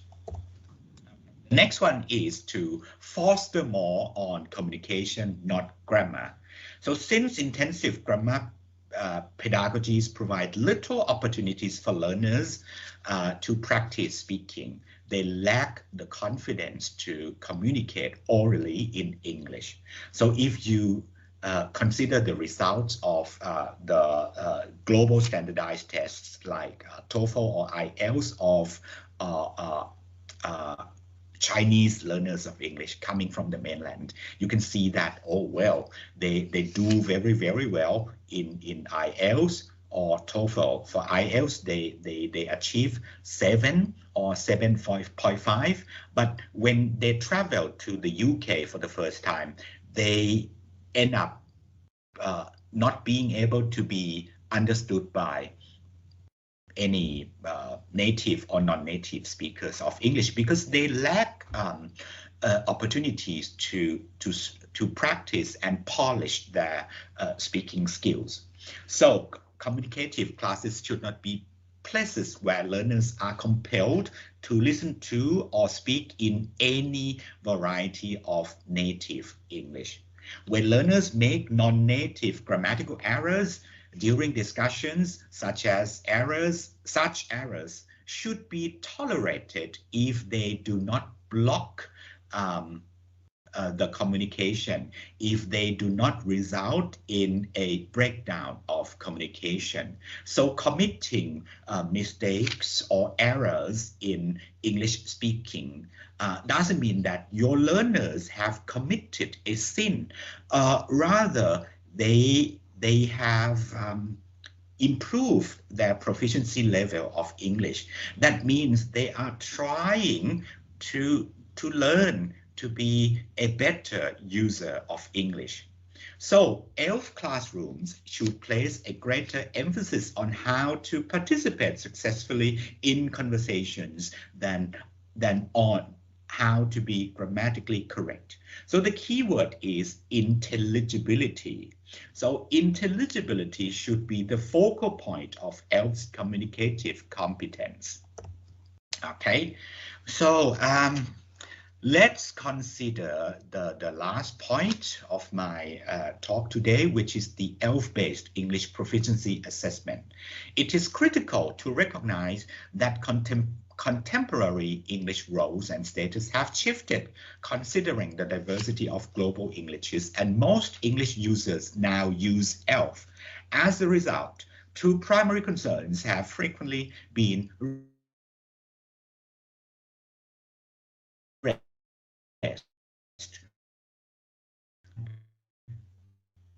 how do we find proficiency in the King English learners? Native speaking English designed English proficiency assessments are a little too biased and discriminatory. A non-practical assessment may systematically misrepresent the candidate's true score. It is best to avoid standardized grammar assessments. More emphasis should be placed on negotiation strategies, situational performance, communicative repertoire, and language awareness in the assessments. Okay, so we should rethink errors in ELF awareness assessment because errors play an essential part in learning a language and need to be seen in a positive light. So this becomes possible when the notion of native speaker competence is removed as a standard for assessing non-native speakers' performance. In real-life communication, errors such as lexical invention, grammatical variation, and modification of pronunciation to produce non-native forms might be seen as strategies promoting comprehension. I think I should skip this slide. Okay, so let's conclude what I have spoken to you so far. To ensure that new ELT pedagogies embrace modern ELF reality, educational practitioners like you should reinvent, redesign, and reconceptualize approaches to manage English language learning. To communicate effectively in ASEAN, learners require more communicative skills, diversity awareness, linguistic accommodations, meaning negotiation, and intercultural adaptability than they do when adopting a native accent. Multicultural scenarios, depictions, and characters should be incorporated in instructional or teaching materials to increase students' awareness of the local and international diversity of English. ELT practitioners should tailor their English proficiency assessments to reflect English diversity or context-based reality, which means that your learners should be assessed on their true ability to communicate in ELF contexts, rather than on their ability to sound like a native English speaker. It is suggested that educational decision makers, including teachers, curriculum designers, and policymakers, revise and reselect their educational objectives, materials, and assessments to incorporate global Englishes and avoid tying them to mainstream English varieties. And lastly, teachers should try out different teaching techniques, objectives, content, media, and assessment approaches that are more aligned with the learning objectives. So that concludes my presentation, and I should like to provide my final remarks. I am proud of being a Thai teacher of English, and indeed my Pad Thai culture, rather than the spaghetti one. So thank you everyone for your attention, and enjoy the rest of the day. Be safe, and I hope everyone get vaccinated.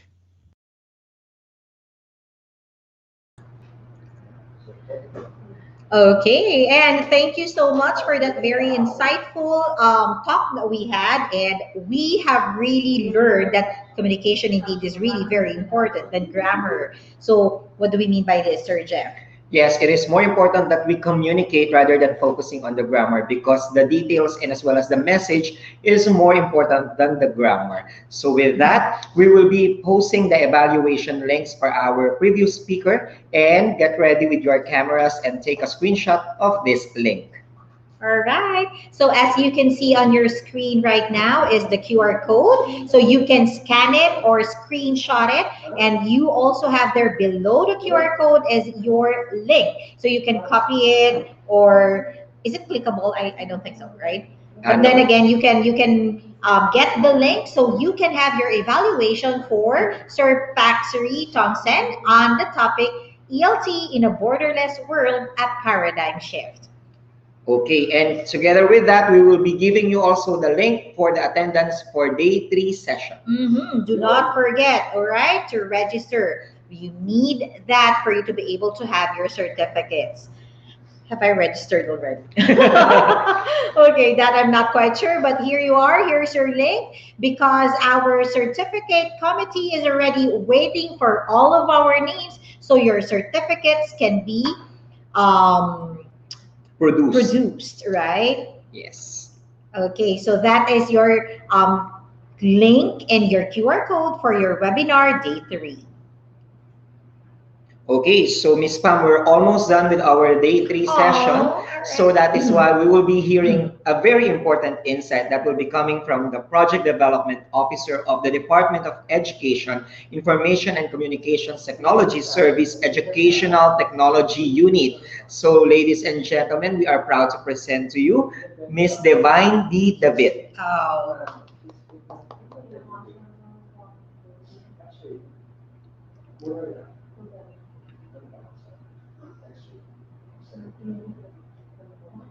Hello, Ma'am Divine. How are you doing? Hi, Miss On mute. Divine. Good afternoon. You are on mute.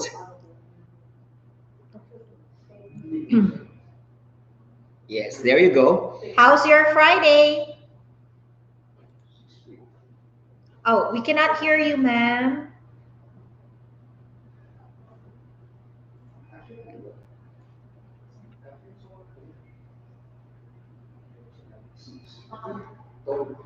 Still none.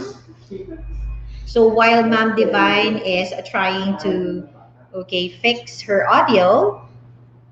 Okay, so let's watch a short video first before we proceed to the insights of Ma'am Divine.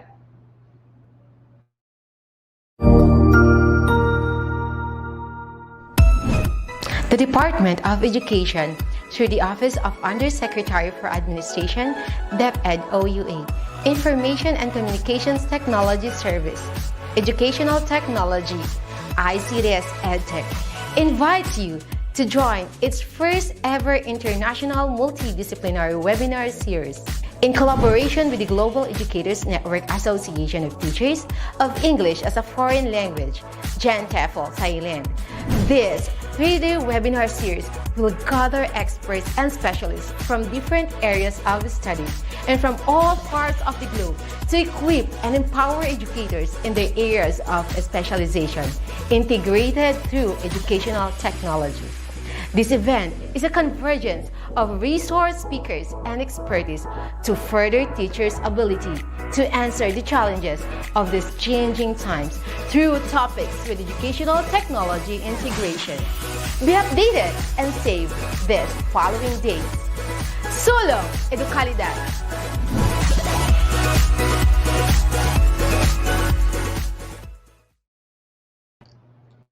Okay, and we are back right now. So as we have introduced a while ago, we're going to be hearing some insights, of course, coming from one of the gems of the ICTS-EdTech unit. So again, let us call, all right, and put on cam the Project Development Officer of DepEd ICTS-EdTech unit, of course, the beautiful and the very responsible Ma'am Divine David. We still don't have your audio, ma'am. We still cannot hear you.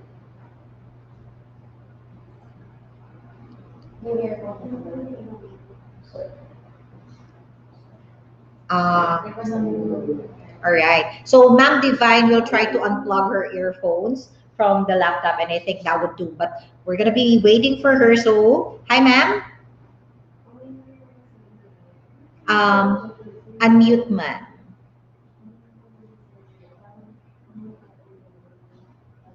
Okay, so maybe while we are waiting, let us now go back to the evaluation links and the attendance link. And of course, don't forget to use our hashtag ETUXGenTFL 2021 Day 3 for your posts on your social media accounts. Yeah, so again, you need to have the attendance, that's one. And of course, do not forget to give your evaluation. Why do we need to evaluate our speakers? It's not for the speakers' benefits alone, but of course, it's more of how we're going to improve our next webinars or maybe sessions that we're going to have. Of course, this would be for everybody. And of course, if you still have any other suggestions to improve on other aspects of the webinar, please help us know so we could help each other improve these aspects. I believe there are more international webinars Yes. to come, and This is the expect first. maybe Sir Jeff would be one of our speakers there.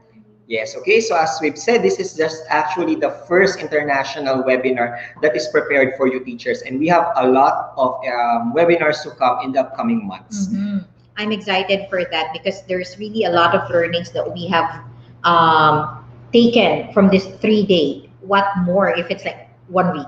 Yes, and we also would like to remind everyone, those who log in with their attendance and in our registration, regarding with the certificates. Okay, so you'll be receiving your certificates through your email account. So make sure that you have given us your correct email account. So kindly double check your inbox, maybe in the spam part of your email. Maybe it will be forwarded there. So kindly please double check and please inform us regarding with your certificates once you have a problem receiving it. So if there are any corrections, yes, so you can visit our Facebook page, give us a message there, or you can visit us at edtech@deped.gov.ph. So this is one thing. How do we say this? This is one thing good about doing things online. Yes. You really don't have to wait during the seminar to end. I mean, to be receiving your certificates. I mean, it's going to be given to you electronically via email. Yes, and by the way, this is an international webinar. So make sure that you have a copy of the memorandum. We have posted it there. The links are given during the time that we are endorsing this international webinar. Okay, so let's try to see if Ma'am Divine is already good. Yes, hello, Ma'am Divine. Okay, I think he's not yet here. So can we just post the evaluation links for our speakers before we go back to Ma'am Divine, and as well as the attendance for day 3? So this is just like having a recap already of what we had for the past 3 days. I really didn't expect that it would be this very overwhelming. The things that were, those things which were shared to us were really very overwhelming, and lots of learnings, lots of things to do, and of course to share with everybody else, not only with our students, but with our co-educators as well. So here are the links.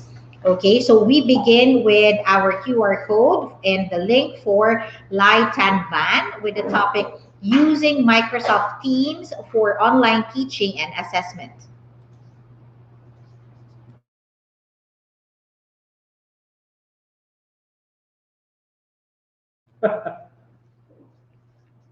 All right, and then we have for Teresia Prativi for the topic why use noun. And of course, the link for the next speaker for Paksiri Tongsen, ELT in a Borderless World, a Paradigm Shift. And now I think let's have Ma'am Divine back on cam. Okay, so while we are waiting, here's the link for our attendance for day 3.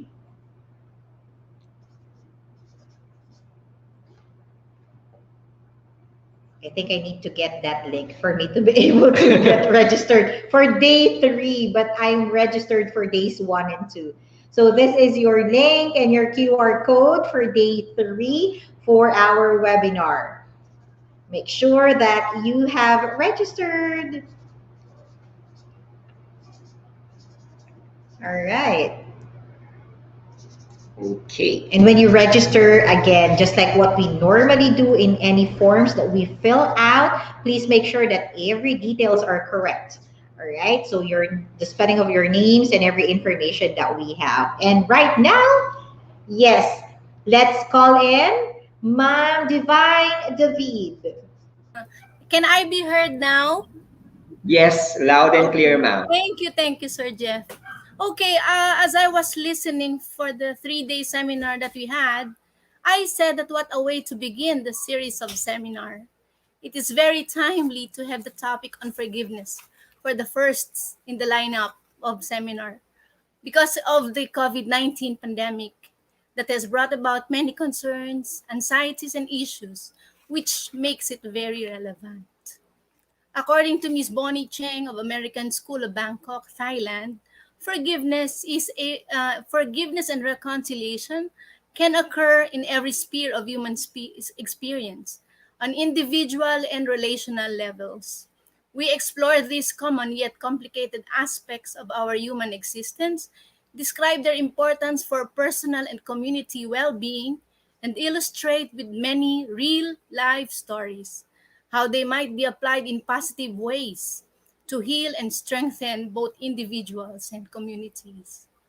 We begin with some general thoughts about forgiveness and reconciliation as discussed, and how will forgiveness and reconciliation take part in this pandemic.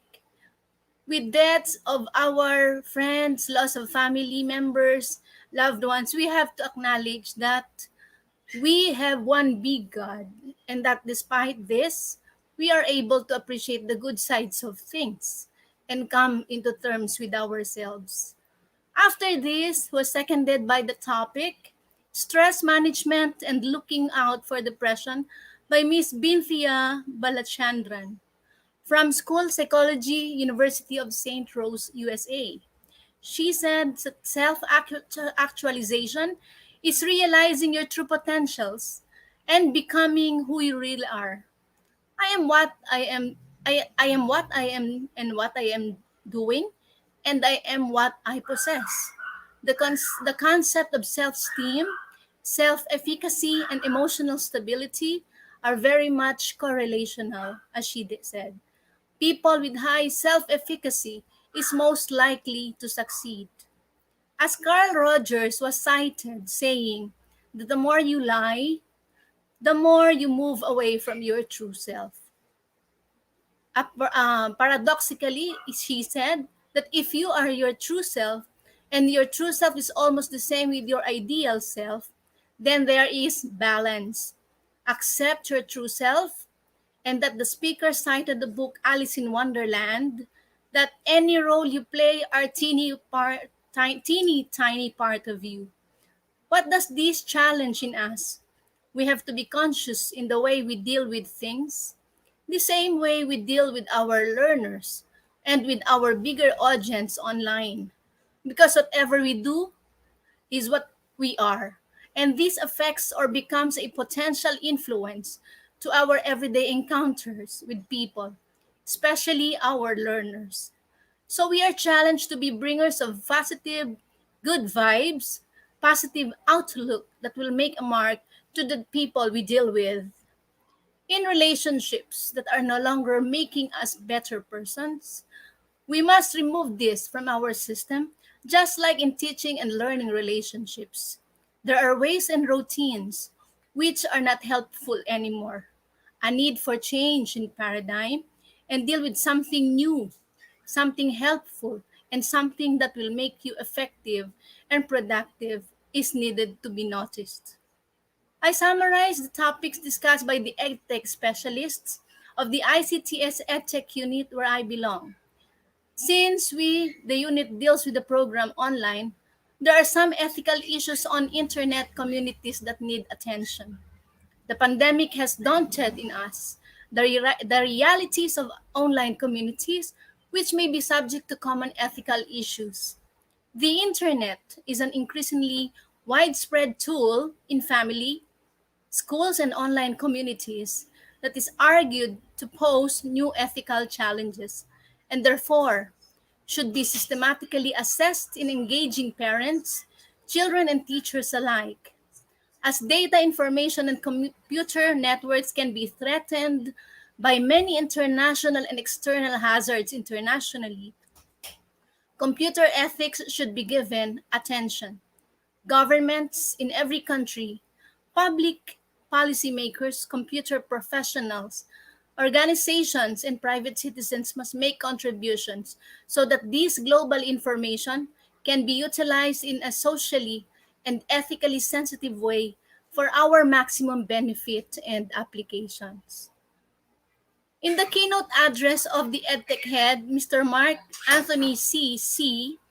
The transformation of education is already at hand.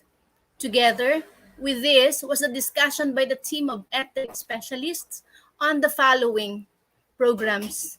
DepEd current, DepEd's current program under EdTech unit entitled DepEd Television Teacher Broadcasting, where teaching has been taking place online and are accessible both on television and radio. Qualified teacher broadcasters have been prepared for the tasks through massive training on writing lesson plans, translating them into television perfected for the national audience, and especially for millions of our learners. Microsoft program certification and the importance of certification is being discussed, and it said that it's very empowering in the part of the Microsoft ambassadors. For students, they become respectable and gain confidence and credibility. Thus, the certification makes students' career clearer and opportunities opening for them. Certification is a great way into the tech industry and confers authority. What is the message? Certification is a great way into being explored.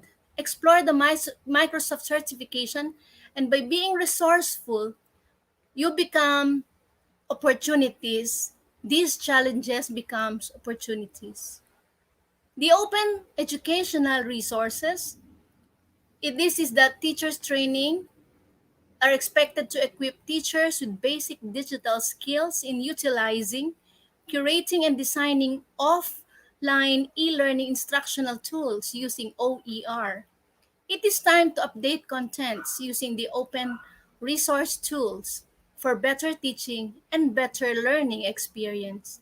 Through OER, DepEd hopes to share open textbooks, instructional videos, lab manuals, and more with Digital Commons.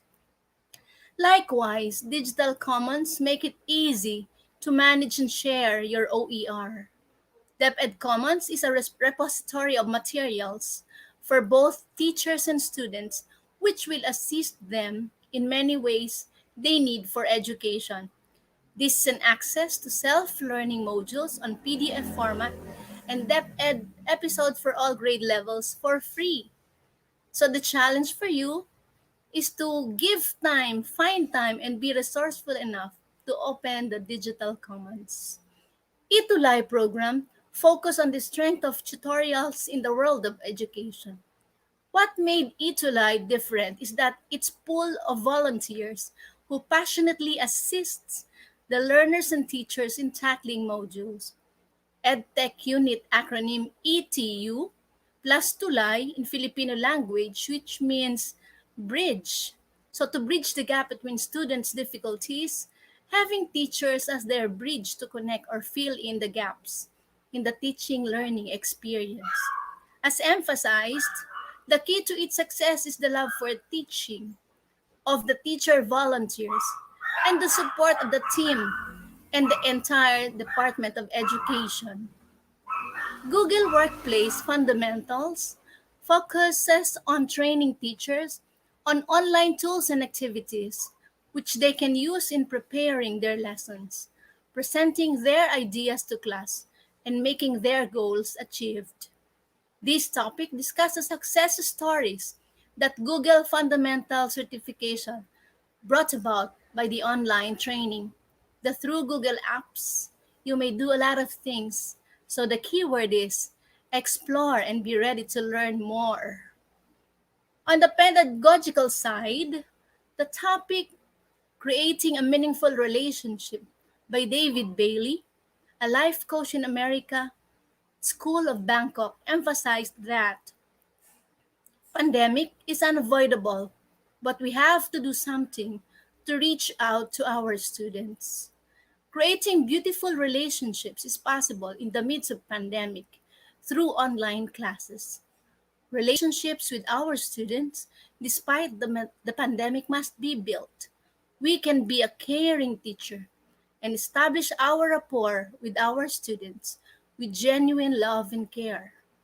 Because we teachers teach online courses, how we wish that our students would not suffer too much from the stabilizing effects of COVID 19.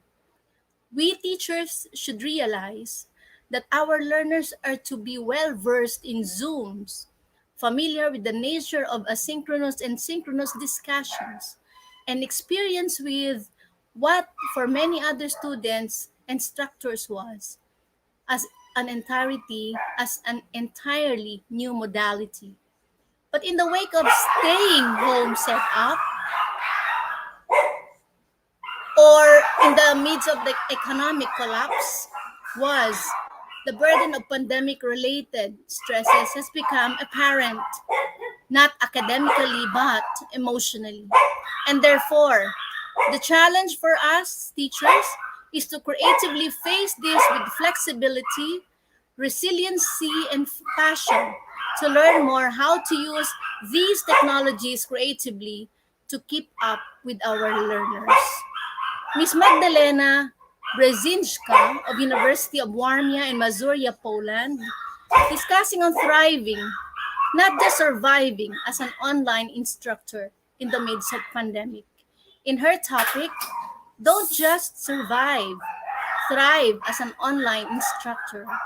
She discussed a research on the attitude of teachers on online teaching, showing how unpopular online teaching is in terms of its effectivity, and still believed that face-to-face environment is the best teaching learning environment. So we are no different. But since this is inevitable, we teachers should design student-centered lessons, prioritizing on community. A framework may be followed: the teaching presence, cognitive presence, and social presence according to the speaker. Teaching presence is how materials are prepared and classes facilitated. Cognitive presence is about students' assessments and feedbacks are done based on the provided learning opportunities. Social presence deals with the community and social connections which are made to be understood by our students who are the center of education. We have to help our learners succeed by making them understand why the lessons and how the lessons affect them in the future. Make them reflect on why they need to understand the goals and the benefits they will enjoy if they succeed. So we are not merely teachers, but more of facilitators, engaging them to learn the lessons and enjoy all this online. The challenge is to thrive as an educator. Separately, Alternative Learning System or ALS EdTech Empowerment Talk also is an initiative of DepEd Philippines. It's talking about thriving learners. Through this DepEd initiative, many success stories of students are told. ALS students who thrive as learners and successfully finish their studies. They did not undergo the regular classes, but were given schemes, exams, and arranged agreed upon schedules to fast track lessons that are designed specially for them. And the ending of their story, they thrive as successful learners who become useful members of their society. For topics on English, we had the Write About, an alternative for writing classes in the time of COVID 19 by Dr. Budi Waluyo of Thailand. Write About is an application discussed to change English teachers' way of teaching writing in times of pandemic. There are a lot of other applications and make writing for children interesting, and this is a good start. Exploring the internet on apps for writing is a big challenge, so keep up on learning new things, new apps every day. As an English teacher, Miss May Sevilla discussed teach English amidst changing and high maintenance environment. One must update so that you will not stagnate. This struck me so much that I thought this is very inspiring, though. But it also should be based on upgrading yourself to improve not only yourself, but also of the others. It is emphasized that human capital is the most important factor to make education successful. That is, teachers should know their strengths for them to be able to do more and be more. Investing in education must be compatible with the developing technologies, and I guess that is already where we are. Make the students aware that human total development is not only for what is present, but is for posterity. So we have to look ahead 100 years from now and see the impact of what we are doing. Upscaling and upskilling is one important aspect of these skills. In relation to this morning, a talk on a project tech Teach for All, building and bridging borderless skills for teachers, is one serious project based online activity wherein teachers and participants attend and engage on sessions, but at the end of the upscaling and upskilling, they have to submit outputs and portfolios, which may be beneficial not only to one who attended but also to others who have undergone the session as part of his or her contribution to the innovation. As a public teacher would joke on, one should publish so we will not perish, meaning the Department of Education still gives premium to scholarly endeavors. Thus, the researches must be geared towards the 21st century skills. This morning, we had the launching of Literary Expo by the officers of the Global Education Network Association of Teachers of English as a Foreign Language, Thailand, hoping that many among you who attended the seminar would engage themselves in this exciting endeavor. Tips were given also by Sir Mark Lester Toribio of UST Philippines on how to get motivated and engage in one chosen vocation. It is in our mindset that we shall make a difference. Saying this will matter in the way we choose to say, and the way this will be our motivation. We may say the same things, but the way we say them will matter. This afternoon, there's also a lineup of discussions on the influence of English language subject in teaching across levels, across multidisciplinary areas, in the international arena. Microsoft and Google are both American multinational technology companies that support and serve the education through their offerings of software and hardware to make teaching and learning seamless, continuously evolving based on the needs of the people. It is good that we got to hear the difference between the English language as a lingua franca, as a first language, as a second language, and as English as a foreign language. Thus, these vary on the need of the communications, but everyone in any way is a user of a lingua franca. All in all, a comprehensible use of the English language is what is important.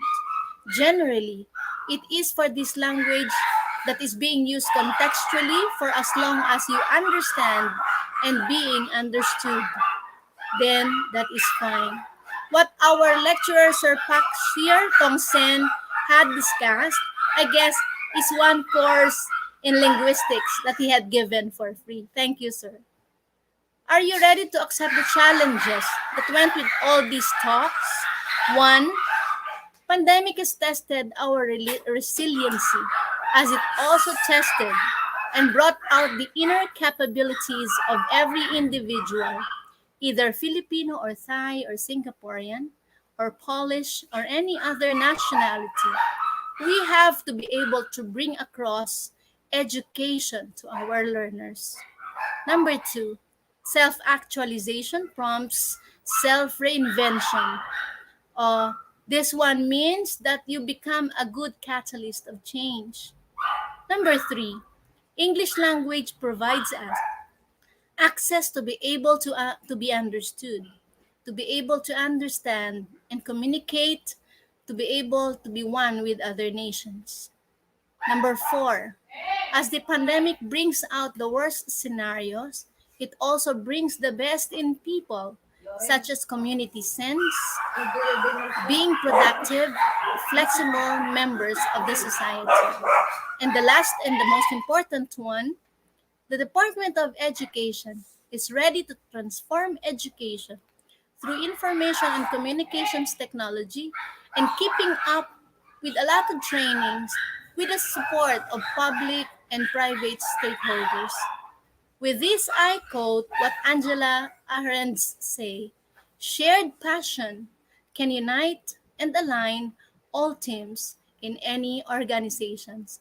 With this, I thank you all, and we hope that you have gotten all the premium, all the prime things that you have to get, and continue to learn, continue to innovate for the best of our students, for the best of our country. Thank you and good day to all.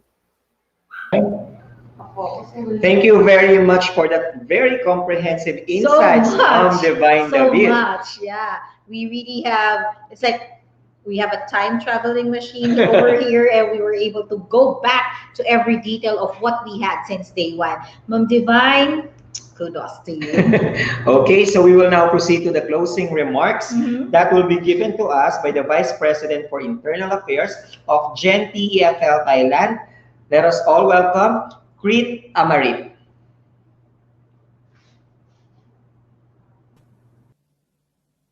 สวัสดีครับ Dear fellow educators, we have come to the end of our 3-day International Multidisciplinary Webinar. I believe that during these 3 days, all are inspired and obtained fruitful insights from the experiences, innovative practices, and interest work shared by our amazing keynote speaker and distinguished international speakers.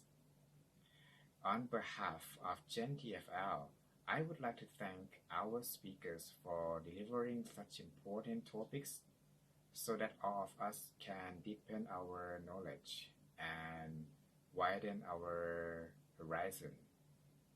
Also, this is the last day of this webinar series. The process is not over yet. First, I challenge and encourage you to adapt one idea from the topics discussed and apply it in your classroom. Send your stories at info@gentfl.org. If your story will be chosen, you will be invited to share your experience in our November 2021 webinar as a speaker. Second, chosen stories will be published in the GenTFL official bulletin. Third, accepted authors will receive a certificate of completion. It is of extreme importance to hear, discuss, and share challenges, successes, lessons learned by educators, especially during the age of pandemic. Please take full advantage of this process. And the deadline is on the 30th of October 2021. I look forward to your participation. I also look forward to your active participation in the Literary Expo and other GenTFL events. We at GenTFL are here to help.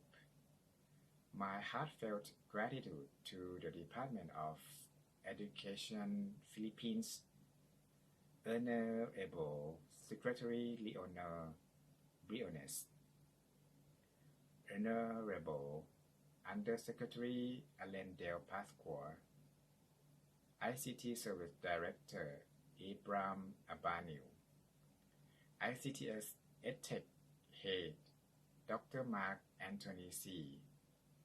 I also wish to thank GENTEFL Literary Special Interest Group Chair and Webinar Chairperson Aprilline Marquez, the committee staff, and to all participants from different parts of the world who made the events a success.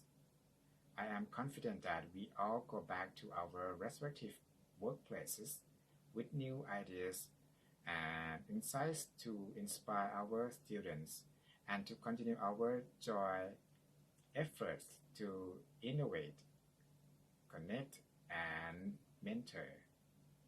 ขอบคุณมากครับ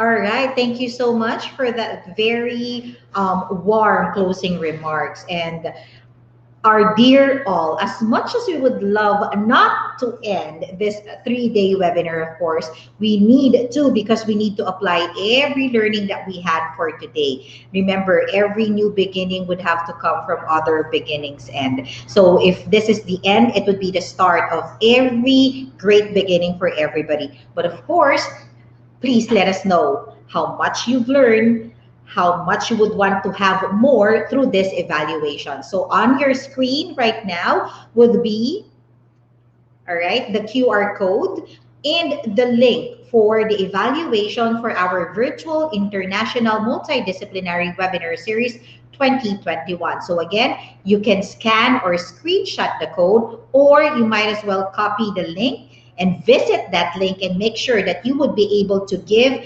your honest to goodness comments, suggestions, and ratings for this 3-day webinar. Again, this is for the whole 3-day webinar. Again, scan or screenshot or copy the link and click. This is for the virtual International Multidisciplinary Webinar Series 2021.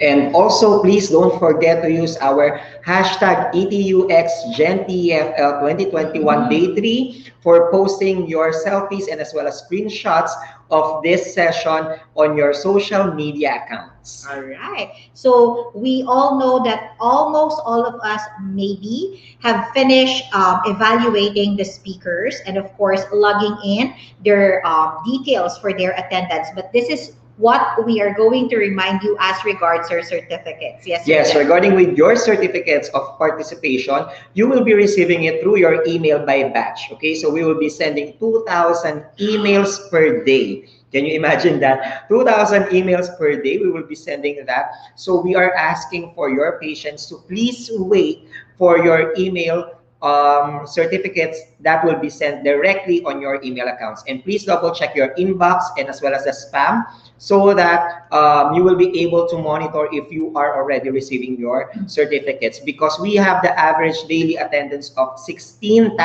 attendees for the past 3 days. Congratulations to the organizer of this 3-day webinar and of course to the head of this event.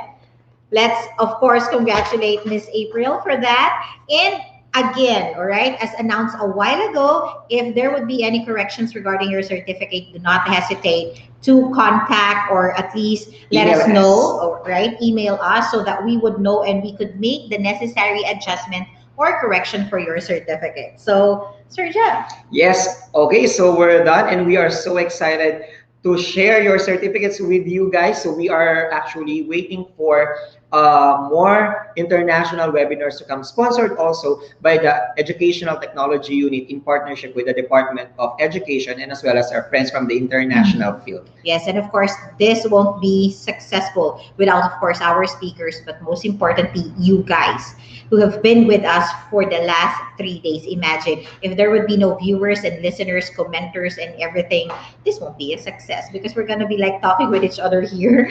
All right. Yes, and we we would like to acknowledge, of course, the Department of Education, the Office of Undersecretary for Administration, USEC Elaine Del B. Pascua, together with our Director for the Information and Communication Technology Service Unit, Director Abram YC Abanil, of course, the Head of the Educational Technology Unit, Mr. Mark Anthony CC, and the lead and the chairperson for this event, Miss Aprilyn B. Marquez, together with all your EdTech specialists here at the Department of Education. And expect that there would always be more to come, because as always, as what we do here in the Philippines, and of course I think that would be like all over the world, we would always be like moving forward for education, educalidad for everybody. Okay, so that's all. We are wishing all the best for our participants. Of course, this is an international webinar for them. So this has been your host, Mr. John Jefferson Sevilla. And of course, in behalf of Ma'am May Sevilla, this has been Ma'am Pamela Amor Villanueva, saying thank you so much and God bless everyone till we see each other again virtually.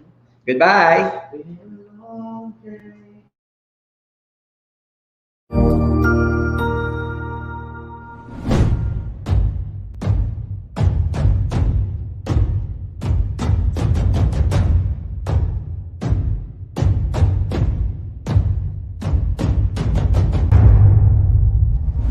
As we face the command of rapid development and technological innovation in the world, the Philippines' preparedness in advancement of its physical facilities, infrastructure, and soft skills are given focus, especially with the empowerment of teachers' capacity and capability, not only in pedagogical aspects of teaching, but the confidence in delivering instruction with the use of information and communications technology. The Office of the Undersecretary for Administration, under the leadership of USEC Elaine Del B. Pascua, established the Educational Technology Unit under the Information and Communications Technology Service. Its prime function is to empower and capacitate public school teachers and learners as required by the global demand of the fast-paced development in technology.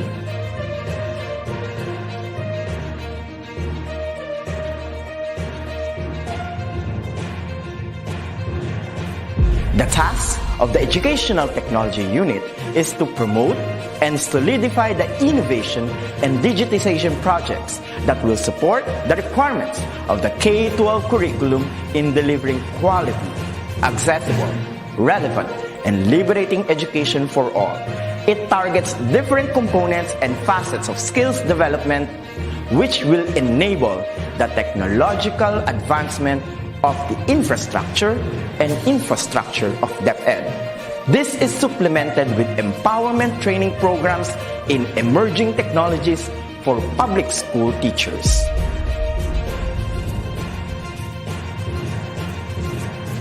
The programs of the EdTech unit target the emerging pedagogies focused on open educational resources,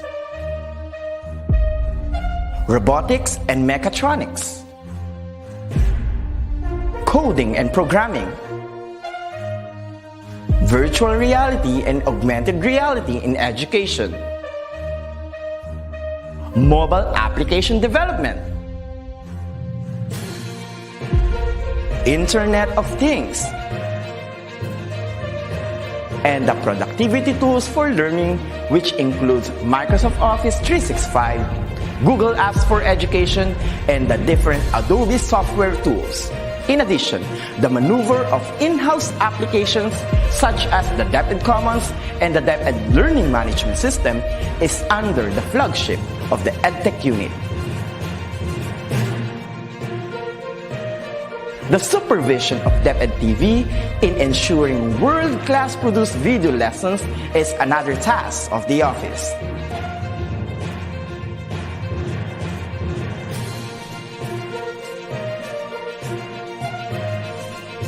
Lastly, the conduct of free online tutorial session, coined with the term Itulay, is a bridging program to support learners and parents in answering the self-learning modules pioneered with the initiative of the ICTS-EdTech unit. A teacher's influence is limitless, bound with the heart for service and dedication to fulfill the greatest mission to educate the young. The ICTS Educational Technology Unit will be there to promote, to empower, and to inspire Filipino teachers and learners as we grow as a tiger in the region, hitting our target as one of the best in educational technology. Come on and join us as we make our dreams into a reality. Sama-sama tayong lahat tungo sa iisang layunin. Simulan natin ang pagbabago dahil tayo ang mga gurong magtatayo ng makabagong DepEd. Sulong Edukalidad.